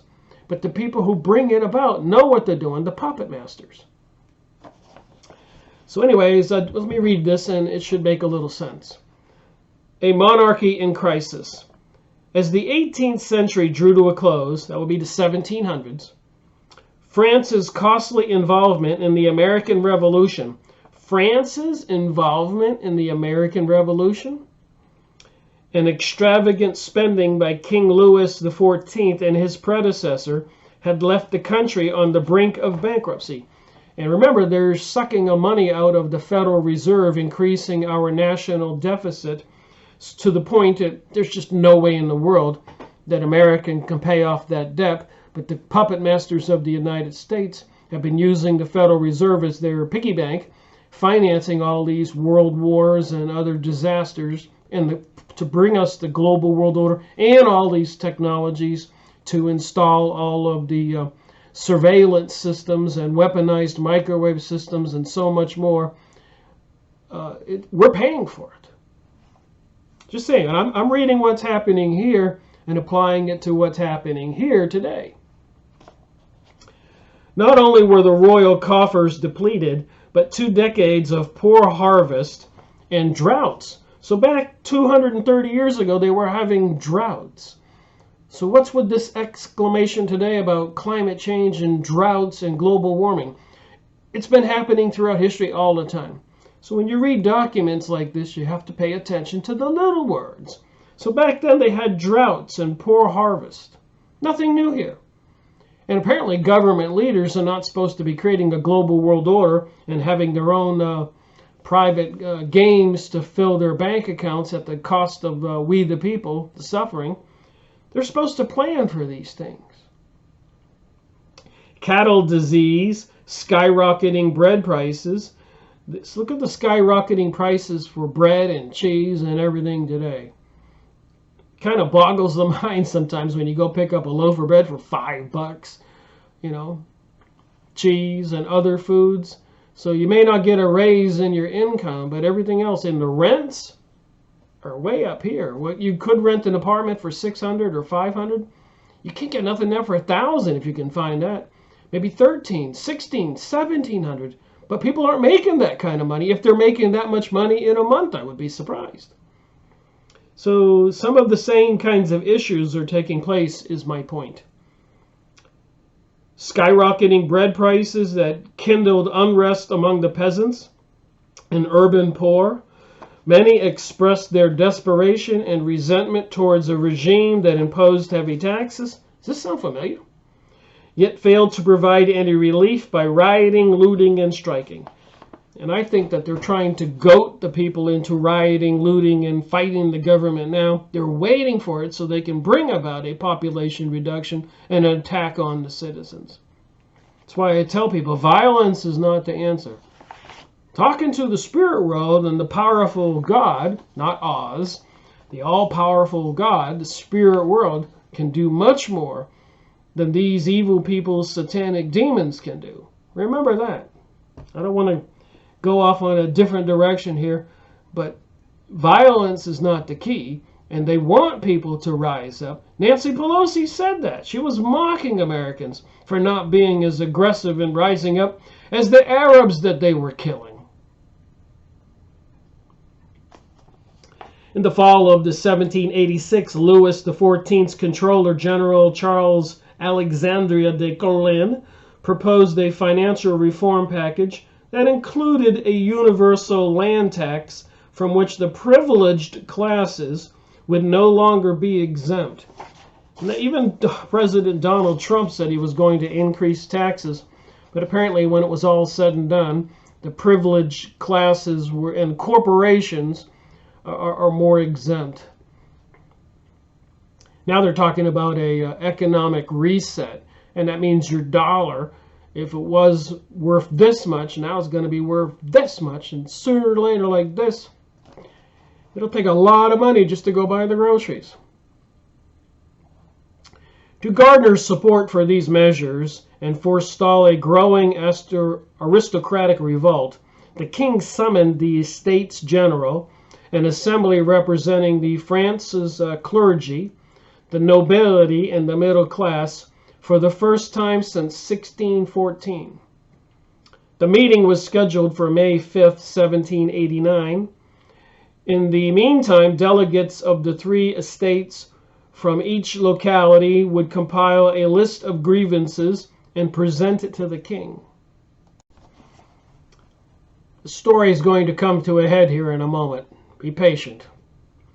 France's population had changed considerably in 1614. The non-aristocratic members of the Third Estate now represented 98% of the people, but could still be outvoted by the other two bodies. So the 98%, here in America we call it the 99%, really don't have a say in politics and legislation. In the lead up to the May 5th meeting, the Third Estate began to mobilize support for equal representation and the abolishment of the noble veto. In other words, they wanted voting by head, not by status. So they wanted the majority vote. And regrettably, the democracy majority vote, it's a nice idea if the people were not under some kind of mind control, social conditioning, believing things that are not true, with all of the propaganda, media, TV news. So when you do have the majority who are deceived voting, they're passing the laws that the deceivers want them to pass. And they've been studying for 100 years how to get into our minds. They're quite proficient at it. And I think with the electronics and drugs and other things they're doing, they're going to increase their proficiency, and even with the microchipping of humans. So they are looking for a total control over the people. So that just throws democracy and voting by the majority right out the window if they're all zombies. And even make a TV program called Zombies. You can't make this up. You can go down to your city streets and the parks and the malls and the shopping centers, and people are looking like freaks. They brag about looking like freaks. So what if you don't want to be a freak? Then you're called an outcast. They demonize the decent people. It's almost too funny. All right. So while all of the orders shared a common desire for fiscal and judicial reform, we hear about these things today, 200 years ago, 300 years ago. As well as a more representative form of government, the nobles in particular were loath to give up the privileges they enjoyed under the traditional system. So the nobles, I'll say it's the elite or the Zionist Illuminati Jewish types trying to get a global world order, were loath to give up the privileges they enjoyed under the traditional systems. The bought and paid for politicians and other leaders. The huge corporations are loath to give up their privileges and enjoyed under the traditional systems. Just taking what's gone on in the past and adding it to what's going on today.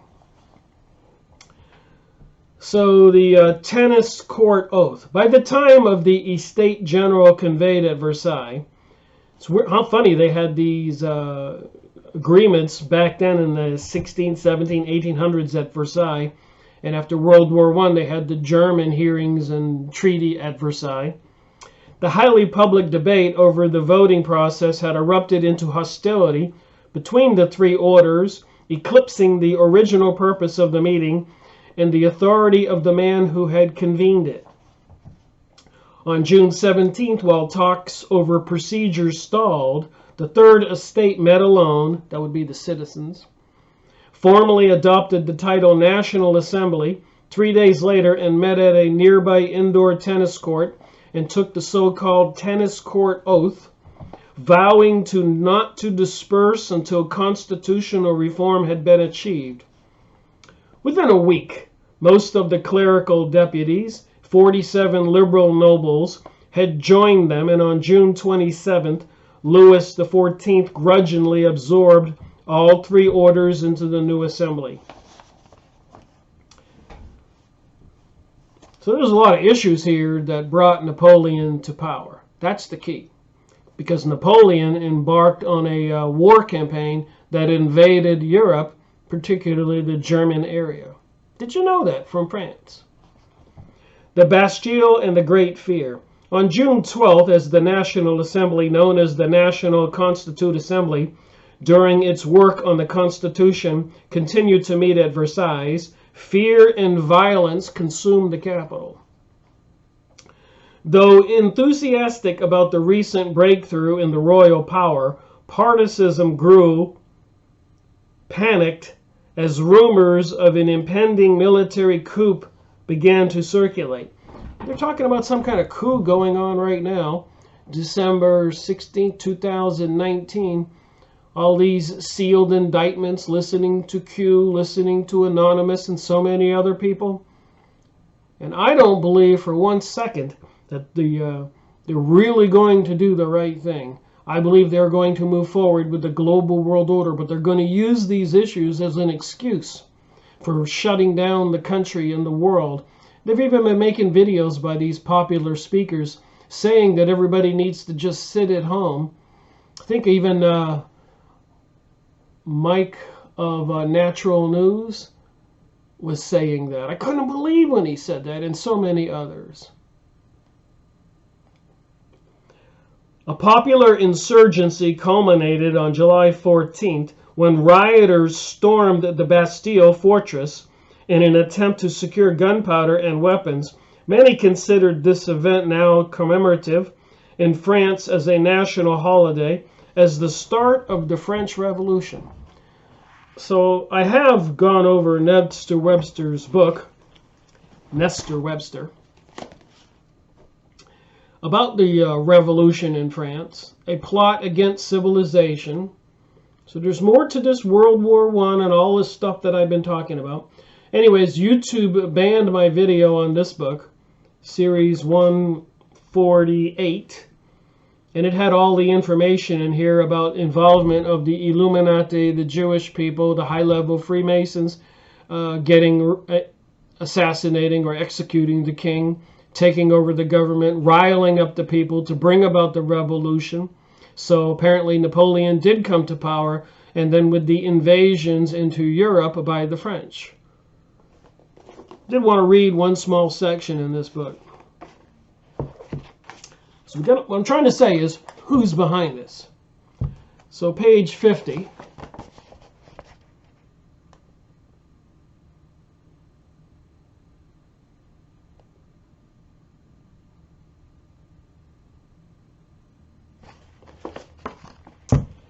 What power can have inspired this fearful system? World Revolution. The pages of accepted history provide no clue to the problem. Only by a recognition of the secret forces at work beneath the surface is it possible to understand how the French nation fell a victim to the hideous regime of terror.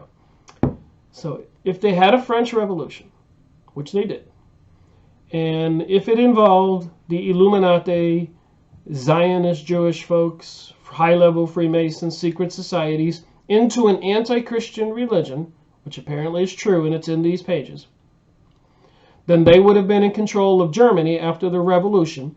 They would have been responsible for the invasions into Germany and all of Europe, Napoleon.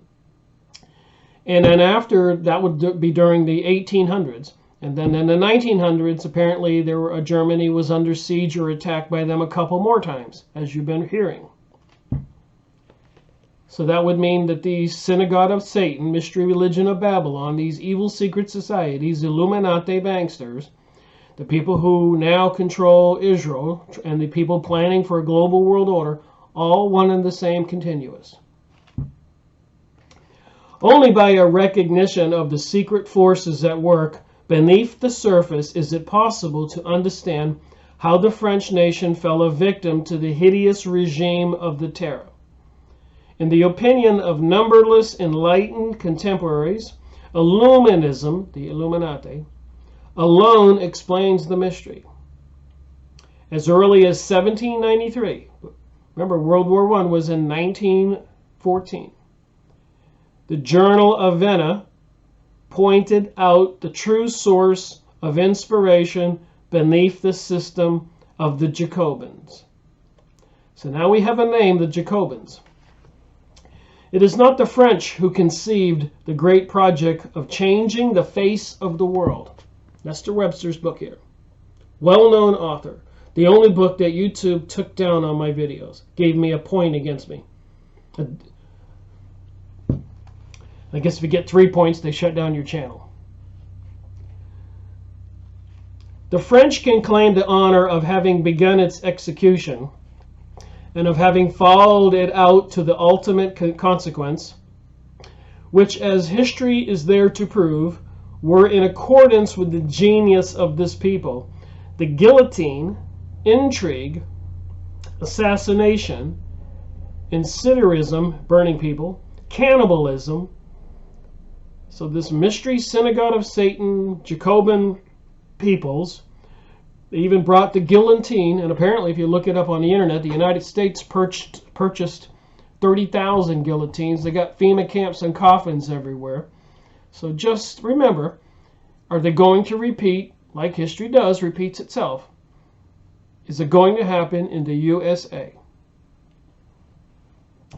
Whence come the eternal Jacobin refrain of universal liberty and equality? So the Jacobin explanation of universal liberty and equality.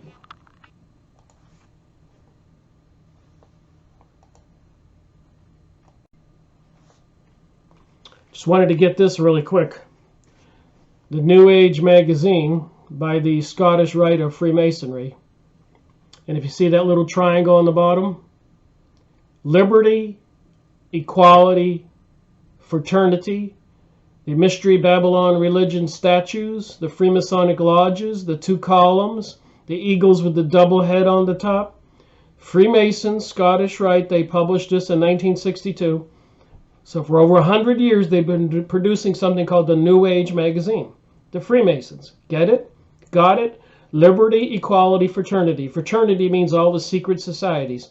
Liberty and equality means liberty and being able to get away from the Christian religion, the 10 Commandments, to do whatever you want to do, in my opinion. Equality means everybody's equal, including the witchcraft, Satanists, and demons. We're all to be demons, apparently. Family values and normalcy and all that is going to be called evil, and evil activities and wrongdoing will be called the good thing, because you have the right to do whatever you want to do. God put you on this earth so that you can do whatever you want to do, is what they preach. It's not what I believe. But it is in this book, and it does say liberty, equality on the New Age magazine. Put 2 and 2 together. This is a Freemasonic Scottish Rite magazine. I've gone over this. I made videos, several of them, on these books.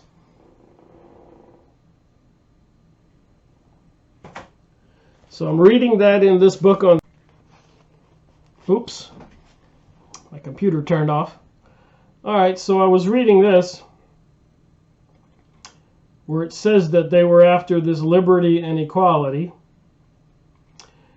of the suppression of the kings and princes. So that's what the liberty and equality says here. It's from the suppression of kings and princes who are merely tyrants and oppression by the clergy. So they say the clergy, the church, preaching the 10 Commandments and family values, you want liberty away from that. Of necessarily measures for annihilating the Christian religion. That's what it says in Nestor Webster's book. Annihilating the Christian religion, establishing a philosophic religion, a reframe that reminds everyone of the declarations of the Malvillian, a notable illuminati touching Christianity, of those of the Knights in Camp touching state religion. So they want this state religion, This will be this global world order, this global world religion, this global world currency, cashless society, computer monitoring systems. Whence comes it all that harmonizes with the original writings of the Illuminati if there is no alliance between the two sects? Whence comes it that Jacobinism has partisans everywhere? So they have secret societies everywhere, even in the most distant countries. And how can we explain that these, as far as researchers can extend, have been in touch with Illuminism? So it was the Jacobinisms that had a strong hand in the French Revolution. And so when it said Jacobinisms, I went to this book, another one I made a video on. You can go look it up, 149. So I went to look up Jacobinism. Just a little sidebar here. When you talk about these aggressive acts towards Germany and who's really behind it, I made a video on this particular chapter. I'm just going to read this one paragraph or so. Jacobins, the clubs or lodges of the French Revolution. Here you go. Says it in this book. Big, thick book. Famous book. Occult Theocracy. Lady Queensborough, Edith Starr Miller. Well-known book in the occult. Occult. Mystery religion. Freemasons. Secret society. In my opinion, occult's the same thing as saying witchcraft. It's secrets they don't want you to know. Powers they have, they use against you. Magic. Communicating with demons and beings. Wanting to destroy Christianity, as I've been saying. The Bishop of Antoum, Marabout, and the Duc d'Orléans, these were involved in the French Revolution. Grand Master of the Grand Orient de France, founded a lodge in Paris in 1786, which was duly illuminated, Illuminati, introduced into the mystery witchcraft religion. I say those words so you can understand it clearly. By Bode and Guillaume Baron de Bouche. Wow, the guy's last name is Bush. Spelled a little different. Baron de Bouche. What do you think? Same bush as we know about near my finger?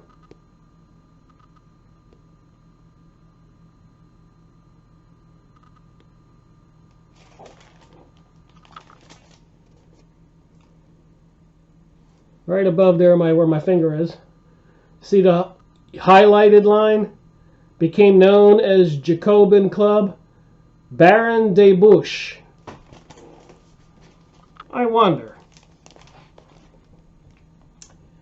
This was the Club Breton, and of course we know the Bushes were part of the Skull and Bones, which afterwards became known as the Jacobin Club, a name of Templar origins. The Freemasons were of the Templars, recalling that of Jacques de Molay. Le Forester in Las Illuminas Bavaria à la France Merconi, something in French here, gives the substance of the book written by Gurtana, quoting the latter as to the funds available at the date of the revolution. So some Illuminati, Zionists, Jewish banksters behind the Illuminati. Obviously the Rothschilds are part of the Illuminati according to Fritz Springmeier's book and many other books. Bloodlines of the Illuminati. And apparently there's a Rothschilds Boulevard in Israel, and the Rothschilds were negotiating with Britain and Germany and other countries prior to, during World War I, in the middle of World War I and World War II, prior to and during World War II, all trying to destroy the Ottoman Empire, Turkey, to get the Palestinians land, to rebuild the ancient kingdom of Judea, now called the State of Israel, which extends from the Iraqi Euphrates to the Egyptian Nile. You can look up maps of Greater Israel on the internet.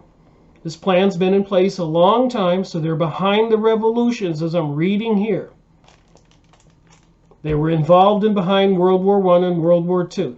Germany never stood a chance. After 9/11, the Middle East never stood a chance. The posturing and putting together this global technological system, weaponized technologies, artificial intelligence, microchipping children, facial recognition, beast computers monitoring everything we say, do, money we spend, credit cards, where we go, tracking systems, everything.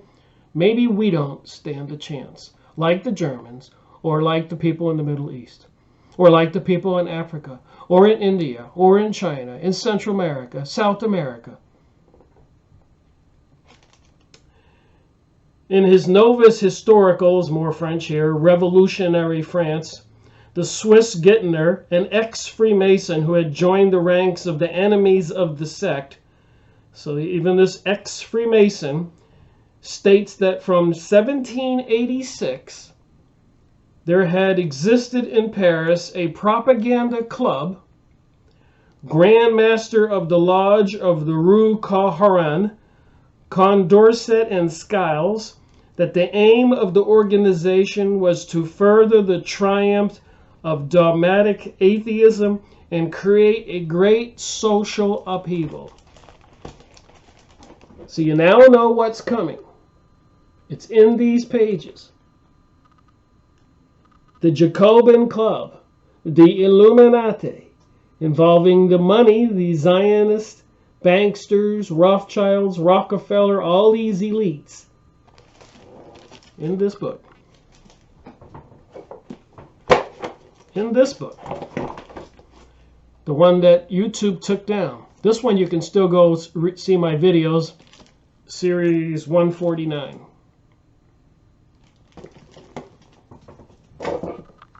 So I was reading this little research about the revolution. And if I read it now, it'll clear up who was behind the revolution and the slaughter that's beyond comprehension. The wave of revolutionary fever, widespread hysteria, quickly spread the countryside.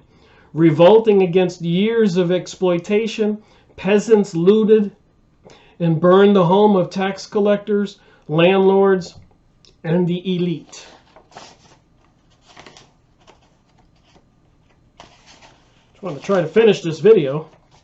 I got 2 more pages on this document. I want to get back to that book and finish that story with that chapter. All right, so known as the Great Fear. Just saying, think about these things and think about today. The agrarian insurrection hastened the growing exodus of nobles from the country and inspired the National Constituent Assembly to abolish feudalism on August 4th, 1789, signing to what the historian Georges Lebray later called the death certificate of the old order. Get it? The death certificate of the old order. That's what this global order they're trying to bring us right now with all these advanced technologies installed, weapons they're using against us every day, mind control propaganda. There's a death certificate of the old order. Declarations of the rights of man and of the citizen. On August 4th, the Assembly adopted the Declarations of the Rights of Man and of the Citizen. And I know I'm going fast here, but you do have pause. You don't have to watch this video all at once. You can take some short notes and go do some homework. I don't expect my having this one video to explain all of reality in a couple hours. But I think it's a good video to give people directions and to go do some homework and look up this stuff and get an aha moment and say, these people are probably still the same people that are doing what's happening in the world today. These people probably did 9/11. These people are probably the people who are in control of Israel. These people probably put President Donald Trump in office, along with all the other presidents since Woodrow Wilson. These people have crashed the economy. These people are probably going to crash the economy again. They do have an ultimate aim, and it says right here, the death certificate of the old order. It is an anti-Christian force, and this is in these documents here also. A statement of democratic principles grounded on the philosophical and political ideas of Enlightenment thinking. Remember the Freemasonic magazine I just showed you? New Age. Enlightenment thinking. Connect the dots. like Jean-Jacques Rousseau, member of the Illuminati. The document proclaimed the Assembly's commitment to replace the ancient regime with a system based on equal opportunity, freedom of speech, popular sovereignty, and a representative government. And of course, they want to have protection rights for gay marriage and transgender, pansexual, men who want to become women, women who want to become men. All quite bizarre. I honestly believe that. Don't buy the garbage. We're telling you that this is all normal. Men were born men, women were born women. But this is not what they're trying to get across to humanity and ban Christianity. And I'm not the only one who's saying that by far. You're going to hear these forces calling it a death certificate of the old order. All right, for months, its members wrestled with fundamental questions about the shape and expanse of France's new political landscape. So after this revolution by the Illuminati, Freemasons, banksters, Zionist Jewish folks, secret societies, bent on a death certificate of the old order, the shape and expanse of France's new political landscape. For instance, who would be responsible for the elected delegates? Would the clergy owe allegiance to the Roman Catholic Church or the French government? Perhaps most importantly, how much authority would the king, his public image further weakened after a failed attempt to flee the country, June 1791, retain? Adopted on September 3rd, 1791, France's first written constitution echoed the more moderate voices in the Assembly, establishing a constitutional monarchy in which the king enjoyed royal veto power and the ability to appoint ministers. This compromise did not sit well with the influential radicals like Maximilien de Robespierre, another one of the Illuminati members, Carmele Desmoulins, and George Dayton, who began drumming up popular support for a more republican form of government and a trial for the king, Louis XIV. French Revolution turns radical. In April 1792, just prior to 1800, the newly elected Legislation Assembly declared war, get this, 1792, after the Revolution, the newly elected Legislative Assembly declared war on Austria and Prussia, Germany, where it believed the French immigrants were building a counter-revolutionary alliance. It also hoped to spread its revolutionary ideas across Europe and through warfare. So after the French Revolution, the Illuminati that controlled France wanted to have wars across Europe through warfare and spread its revolutionary ideas.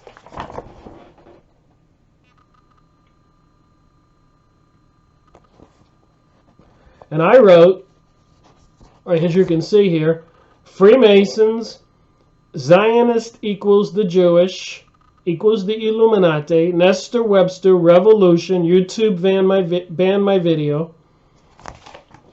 Did you know this?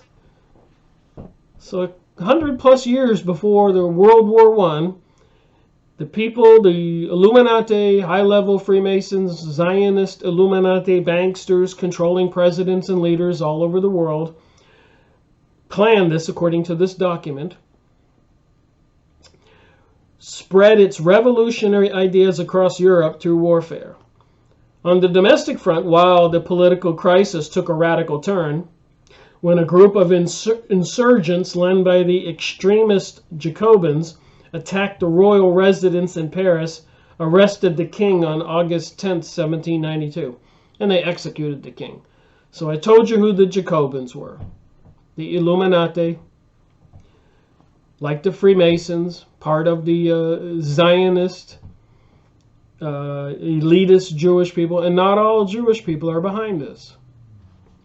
The following month, amid a wave of violence in which Paris and resurrectionists massacred hundreds of accused counter-revolutionaries, So again, just think about this revolution in the United States of America where they're causing such a divide between the New Age, Rainbow Coalition, and Christians, and even trying to create a divide between blacks and whites. You watch the news, you see what's going on. The gays and the straights and Americans in other countries, the people for the border fence and the people opposed to it, the people supporting the Democrats, Hillary, the people supporting Donald Trump, and all of this. Massacred hundreds of accused revolutionaries, so whoever winds up in charge, they'll start slaughtering the opposition. The Legislative Assembly was replaced by the National Convention, which proclaimed the abolition of the monarchy and the establishment of a French Republic.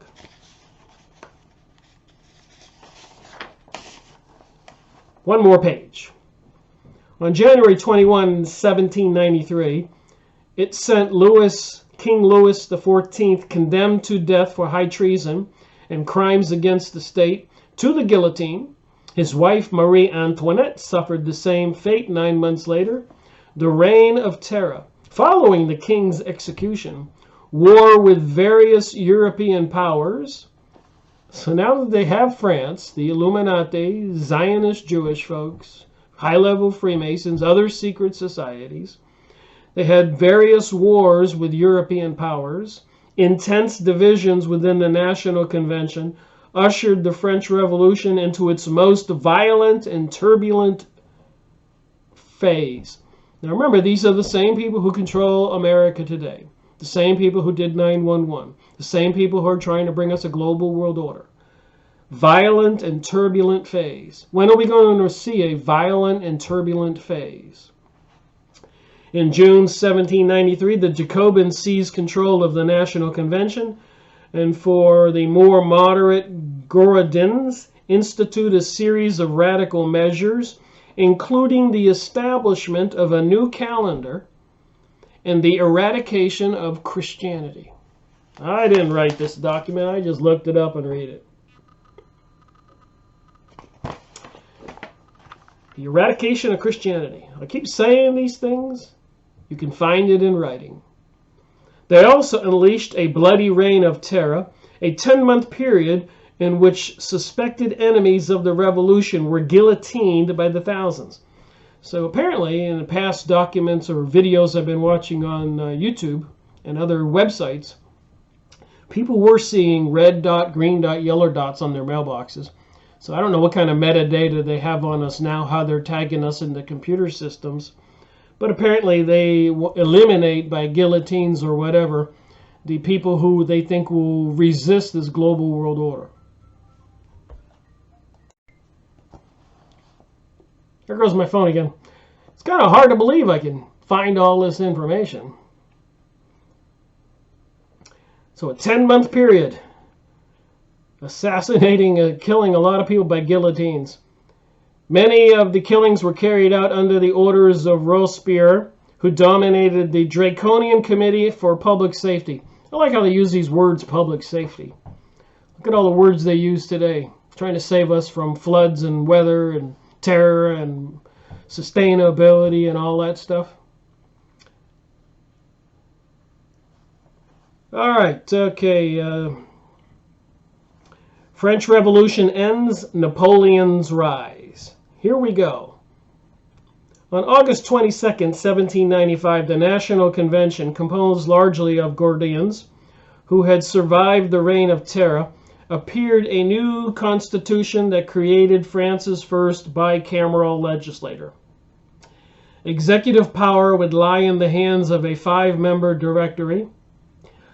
Appointed by Parliament, Royalists and Jacobins protested the new regime, but were swiftly silenced by the army, now led by a young and successful general named Napoleon Bonaparte.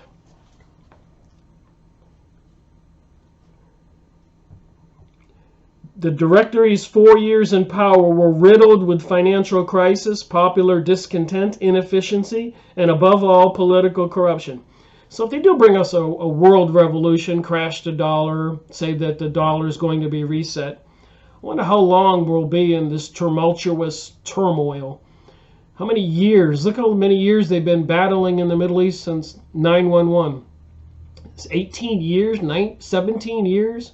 So if they do bring about a reset in America, will we be under suppression for 10 or 20 years? Will there be a purge like was in Russia where they killed 100 million people? And who will they kill? They say clearly they want to get rid of Christianity. By the late 1790s, the directors relied almost entirely on the military to maintain their authority and had ceded much of their power to the generals in the field. On November 9th, 1799, as frustration with the leadership reached a new fever pitch, Bonaparte staged a coup, and they talk about a coup today, a bunch of indictments and a lot of people possibly going to be arrested if you watch Anonymous or Q. I don't believe it at all. I think they're just trying to appease all the people who are aware of what's going on. Abolishing the Directory, appointing himself France's first consul, the event marked the end of the French Revolution and the beginning of the Napoleonic era, in which France would come to dominate much of continental Europe. I read all of that to read that one sentence. After the Revolution, finally with Napoleon as the leader, France would come to dominate much of the continental Europe. The beginning of 1800. And it was assaulting Germany and Europe for 100 years prior to World War I. Oh my.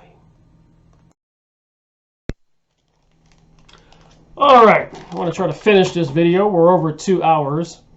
And I know that I have dumped a lot of information into this video. So I will have a short summary at the end. And I expect this video to probably be 2.5 hours instead of the usual 2 hours. So let me finish reading from this book and try to put everything together. Unconditional Hatred, Captain Russell Grenfell, 1953. A retired military officer, 30 years, fought in World War I. So back to the book. The world has heard much since 1919, after World War I, of the German invasions of France. But next to nothing has been said about the French invasions of Germany. So I've gone over that at length in those documents and papers. Yet for 200 years, it was Germany that provided the battlegrounds of Europe. So countries surrounding Germany were fighting battles, and largely in the German area. You got Russia on the east, Serbia and those Slavs, Croatians, Turkey to the south, France, Britain, Italy, other nations, Switzerland, Holland, Belgium, and Romania, all of them off towards the west and around Germany. And countries that were German, like Austria, Prussia, Germany, and other countries, German-speaking peoples, wanted to form some kind of union like a United States. And previously, they were divided into 50, 60 different countries. But because they were continuously attacked and attacked and attacked over hundreds of years, as I've been reading, they were forced to unite, and which, of course, would be the situation. It was backwards and forwards over Germany, Austria, that the French armies marched and fought in the wars of the 18th century, that would be the 1700s, while the soil of France remained unravaged, no battles in France. It was again on German and Austrian territory that Napoleon, from France, won his celebrated victories in the early 19th century, 1800s, well before World War I and World War II, 1900s, 20th century. The French do not forget about these earlier episodes in which the military glory was France's. Military glory was previous France's in the previous 200 years. Because their status and street names in Paris and elsewhere abound in Walgrams, Austerlitz, Jenness, and the Friedlands, but they wish the rest of the world to forget about them, and to remember only that a unified Germany is nowadays a terrible threat to France, in consequence of which it is France's persistent endeavor to get Germany broken up or weakened. And remember, 1790 to 1795 and before, the Illuminati, Rothschilds, Zionist Jewish bankster folks went into France, caused a revolution, had many people murdered, horrifically executed the king and Marie Antoinette. And so the secret societies, Synagogue of Satan maybe, Mystery Babylon, Mystery Religion of Babylon, the Whore of Babylon, the secret society, these cults located all over the world were controlling France. And they brought us, or Germany I should say, 200 years worth of wars. And even in 1864, 63 to 68, they were involved in the United States Civil War. France, the Illuminati, the secret societies, as I've been saying again and again. So they brought that war to the United States, and all over the world they were instigating wars. The secret society, Illuminati, Synagogue of Satan, Zionist Jewish folks, the people, the banksters, these people control our world today, and apparently they are going to continue doing what they have done until they get their global world order. Not going to be good. But what was the primary cause of German unification? No other than the frequent aggressions of unified France. It was the subjugation of Germany by Napoleon in 1806. That's 100 years before World War I. That was the omitted origin of the pan-German feeling. A pan-German feeling means like pansexual, is sex with everything. And pan-German was the German countries around Germany wanted to unite into one Germany, pan-Germany. Against the French danger, Germans all over Europe began to draw together and acquire a wider sense of Germanic brotherhood. So you can say that France, Britain, these Illuminati, Zionists, Satanists, Synagogue of Satan, mystery religion cults, forced all the countries around Germany to unite to a Germanic brotherhood. And I would expect that would be the case.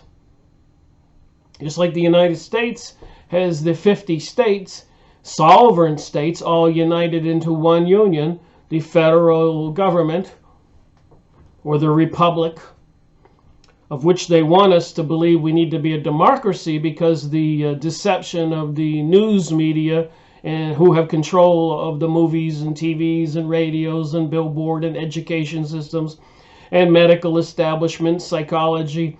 In a democracy, when they mind control the people, they can make the people believe what they want the people to believe, not what's in this book, the truth, the deception. So they do not want clear thinking minds to control things who know the history of mankind, because then they would be out of business. These Synagogue of Satan types, evil versus good. Back to the book. Whereas in 1793, there were over 300 separate and independent states in what was now Germany. I said 50 or 60. 300? These had been reduced to an agglomeration to 30 by 1815.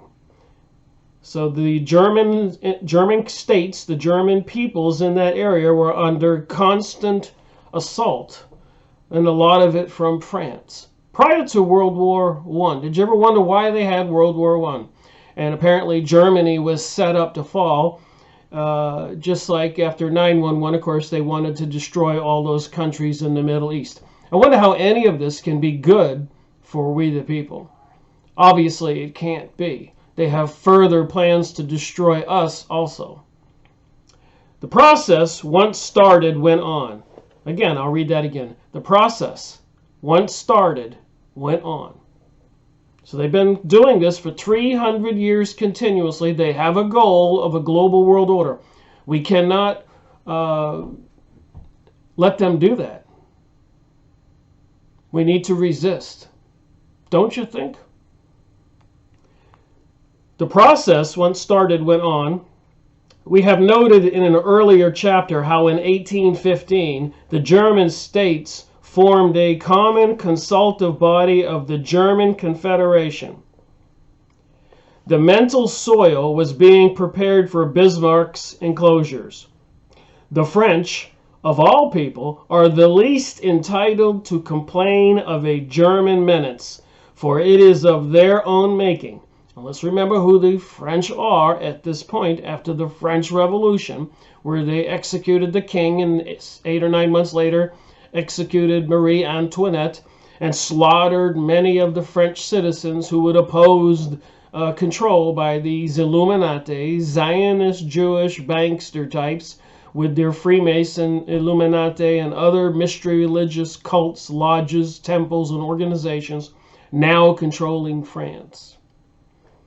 And to spend the next 100, 200 years with assaults on Germany and other areas, even involved in the United States with the war between the North and the South. Did you know this?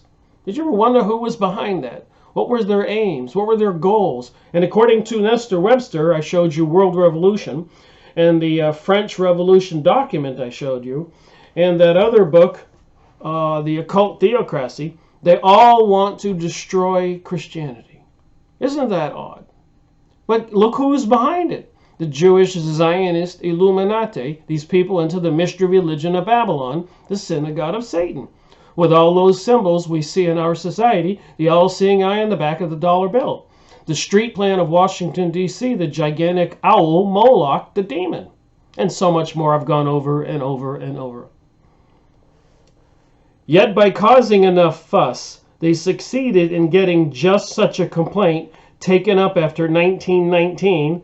So after World War I, the French were right there, so were the Illuminati, Zionist, Jewish people, banksters from New York City, London, everywhere, at the treaty and the hearings at Versailles, demonizing the Germans, blaming them for World War I. When apparently, according to this British captains who served 30 years in the war in World War I, that was not the case. And the other evidence I've shown.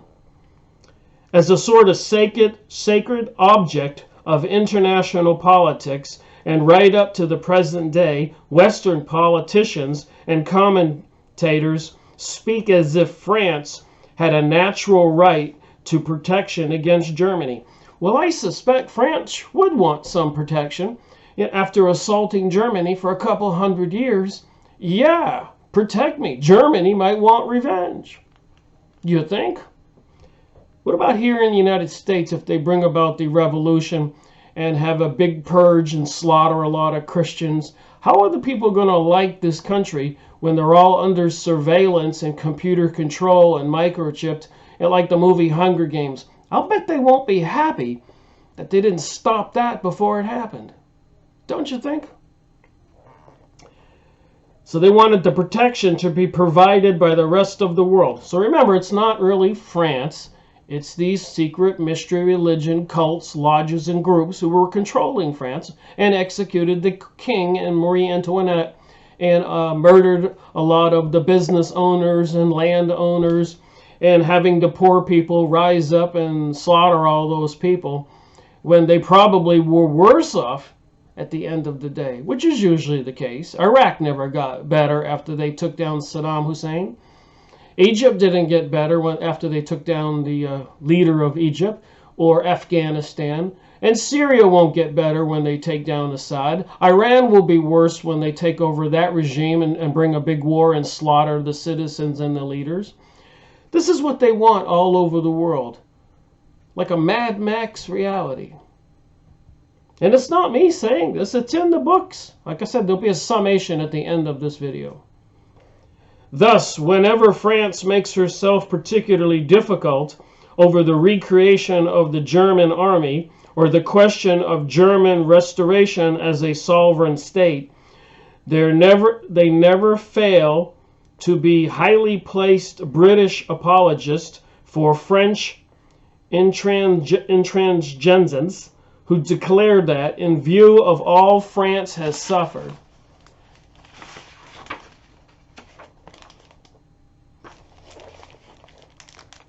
from Germany. So France has been on the aggression after Germany, causing wars and destruction for 200 years. But after World War I, Britain is apologizing, say, in view that all that France has suffered from Germany, etc., etc., according to this author. For which reason it seems British and other youth must be ready to be sacrificed again. Then we had World War II, and apparently they want to have World War III, to keep the French from being upset. So there again, it's not the French, it's the Zionist, Jewish, Illuminati, high-level Freemason, secret societies elites who want to destroy the world as we know it, bringing us transgender, homosexual normalcy, pansexualism, and other kinds of decadent social family values instead of Christian social values, and other religions, even destroying Islam. So somebody wants to have some kind of chaos and anarchy all over the planet. Sounds very bizarre, and I know a lot of people find that hard to believe, but pay attention to the TV programming. Who's writing and publishing that stuff? Do you ever watch the murder scenes and the gun shooting scenes? It's more horrific than it's ever been. It's almost unbearable to watch. I was watching John Wick, the movie, the other day. Oh my, and so many others, over and over and over. It is, of course, complete nonsense. France has no right to any security. No country has.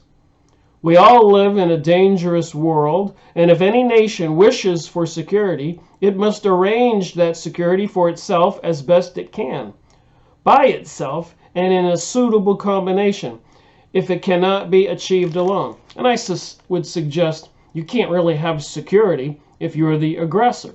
Look at the terrorism they say that's being assaulted on the United States of America today. How many wars has America been involved in? Again, being controlled by the Illuminati, synagogue of Satan, Zionist Jewish folks. Not all Jewish people.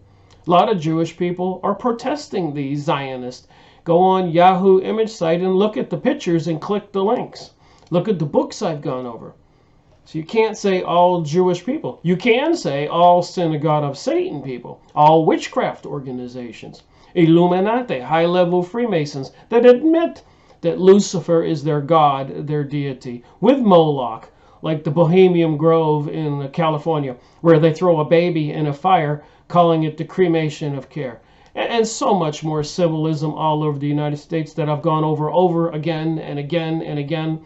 The football halftime shows, satanic rituals, Emmys, Grammys, Olympic opening, Eurovision, the singing contest in Europe like the American Idol program in 2014, where Conchita Wurst wins the contest, singing the song, The Phoenix Rising, which has the words in it, "You can't stop us." Dressed like the head of Jesus and the body of a woman in a silky dress. Now that is part of the Gnosticism, paganism religion, the whore of Babylon, the Phoenix Rising. You can't stop us. Those are the words, not mine. But the onus for all of us is on ourselves. And again, here in the United States, we could prevent the overthrow of this country, and we could get back to normalcy. But the people have to stand up and speak up. If they don't, we all could probably see what's going to happen. More of the same. Another 9/11, a Pearl Harbor, a World War III, and probably the battlefield won't be in Germany. It'll be in the United States with nuclear missiles, biological weapons, martial law, people killing people like the Civil War in 1860 to 65, 68. Crazy. When will the people wake up? I keep saying. Will they wake up? I ask. But the onus for all of us is on ourselves. Little though the Bubba class, which staffs the growing international bodies, cares to admit that fact. So the elite don't want us to have this conversation. They don't want us to know these things. The education system doesn't want us to know these things. The nightly news, they don't want you to know the truth. The Weather Channel and the weather broadcast every night saying that climate change is caused by too much CO2 in the air, caused by human people, And I repeatedly hear from these people that they all believe there's too many people on the planet. You know what that means? Billions have to die for these elites to have their world. They want to go back to the old ways where they are kings or pharaohs or Caesars and all of the citizens are slaves. And with the technological systems in place monitoring everybody, what a situation that will be. They will know where everybody goes, what they say, what they do. You won't be able to hide. There won't be a building without some kind of device listening and watching you and me. Crazy, you think? After all, if the rest of the world is under the obligation to protect France against Germany, it is under an equal obligation to protect Germany against France. Isn't that correct? So that the logical outcome of gratuitous international protection is international civil war. So apparently they want an international civil war, or, as Nestor Webster calls it, a world revolution, a plot against civilization. A book written in 1921. Go find it online. Probably on archive.org. It's free PDF. Print out the pages, highlight it, and show it to your friends. Nestor Webster. This is the only book that YouTube actually took down of all my 605 videos and gave me a strike against my account. That must tell us something. Just another paragraph here in this book. It is a formula which shows how stupid an intelligent nation can be. For the natural sequence to an attempt to keep a country like Germany permanently down in a vigorous and inevitable effort on her part to throw off the shackles of foreign control. We certainly have the shackles of foreign control and money control in the USA. They control the stock market and the dollars on the market. They can dilute it. They're talking about these days in January 17, 2019, a currency reset. We've all heard these words. A global order, a global religion, a cashless society. We've seen pictures of FEMA camps, coffins in fields. 2015, Jade Helm 15, where they had tanks and trucks and military people going door to door, practicing martial law, using artificial intelligence to make decisions. Who gets taken out, who gets to go to a re-education center, and who gets to remain in their homes as part of the new liberal progressive Luciferic society, i.e. the New Age. All right, finishing this last thing up here. Vigorous and inevitable effort on her part to throw off the shackles of foreign control. And the greater the repression, the more violent will be the eventual upheaval in search for national freedom and self-respect. As for the charge that Germany alone started both the world wars, this is quite untrue as regard to the First War, and is at least questionable in regard to the Second, and that is by Captain Russell Grenfell, 30-year military career, served in World War I, lived in between the two wars, and was around after World War II, wrote this book in 1952. So who you going to believe? And look at the title, Unconditional Hatred. So who would unconditionally hate mankind and has been assaulting mankind and trying to destroy Christianity since the dispersion of the Jews in Palestine, Israel, the kingdom of Judea 2,000 years ago after they crucified the Savior? People need to think about these things, about the purpose of what's going on and the propaganda on all those YouTube videos that try to say that Jesus was just a myth and some kind of aliens came and made us. Who was it? The Anunnaki? The Palladians? Or what? All these other beings they keep talking about. That according to David Wilcock, Corey Good, and so many more, that they've come back. And some of them are evil and some of them are good. And they've been negotiating with our presidents. Seriously now, what are we to believe when you read this material and you realize who's in control of the publishing companies, the TV, the news, the media? Why would they be bringing us this UFO alien threat and all this other stuff? Think about it. Not only is it a UFO alien threat, it's global warming, it's overpopulation, it's sustainability, peak oil, running out of water, pole shift. The list is half a mile long, if not longer, of all of the threats that they say we're facing. Why are they trying to create all of this fear? Why do they want to destroy Christianity and the Islamic religion and other decent people all over the world? Don't want to exclude that. In my world, I see it as an attack on Christianity because I'm Christian. But I'm sure if you talk to the people in the Middle East, Islamic, and listen to the rabbis who say they're going to destroy the dome, then you know they want to destroy the Islamic people and their religion too, which they have since 9/11, marching all those Arab, Middle Eastern people into the Europe and the United States in the middle of the night, trying to dilute our society and eliminate the Christian values and other decent family values. I don't even care if people don't even believe in God. If they want a decent family value-oriented world, they're a threat to these people too. All right, I'm going to do a summation after I terminate this video and make another one. All right, so I just want to make a little summary of this long video. So I went on YouTube and searched the French Revolution, and I found this document that I read to you. And even friends of mine, when I talk to them, when they say, "Rick, you lose me when you start talking about the intentional destruction of Christianity," a lot of people believe that way. So I just want to point out, it's not me saying this, but it's these documents that I've been going over. One was the death certificate of the old order.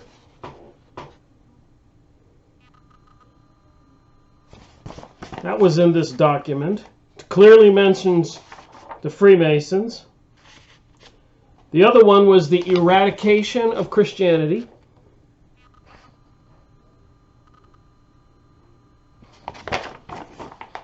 And another one on this document, to dominate much of the continental Europe on the bottom.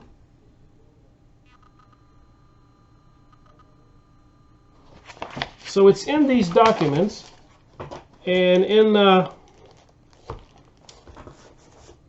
this book, French Revolution, clearly says that after the French Revolution, they were trying to eradicate Christianity. And in that other book I was showing you, the book on the occult theocracy, Edith Starr Miller, it clearly says they want to eradicate Christianity and create a global world order. So, all in all, going over Unconditional Hatred, that one chapter, we can sum it up this way. During the 1900s, World War I, World War II, it was French and British aggression, both countries controlled by the Illuminati, banksters, Jewish, Zionist people into the mystery religion of Babylon, apparently with the satanic symbolism, the synagogue of Satan. And I know it's hard for people to believe that, but look at the symbols. Look at that statue of the devil they put up in Oklahoma City, then in Detroit, and then down in front of the courthouse in Arkansas because they were displaying the Ten Commandments and all of the satanic symbols that we see. So during the 1900s, World War I, World War II, it was not Germany the aggressor. During the 1800s, the Europe, particularly Austria, Germany, Prussia, were under attack by the French, the Illuminati, Freemasons, and other organizations.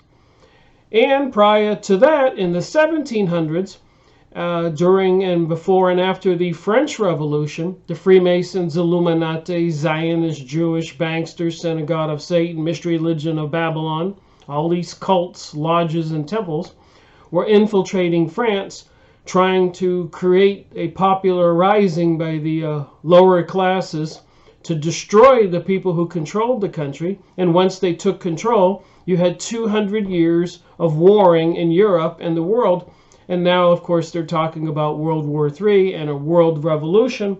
And YouTube took down the only video I had on this book, Nestor Webster, and gave a strike against my account. And if you go look at my videos, all the ones that seem to mention Zionism have restrictions put on them that you can't leave comments and you have to agree to a warning and you can't give it a thumbs up or a thumbs down. So they are focused on restricting certain materials. And also it's interesting, even during World War I, apparently with the Vril Society, Thule Society in the Germanic areas in Prussia, Germany, Austria, they were getting information through occult means, psychic means, by some kind of beings that gave them the designs for rockets and all of that.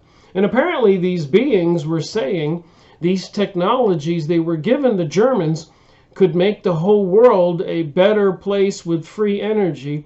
But of course, the Illuminati, Zionists, and all these mystery religious elite people bent on controlling the planet didn't want those technologies made available to the rest of us.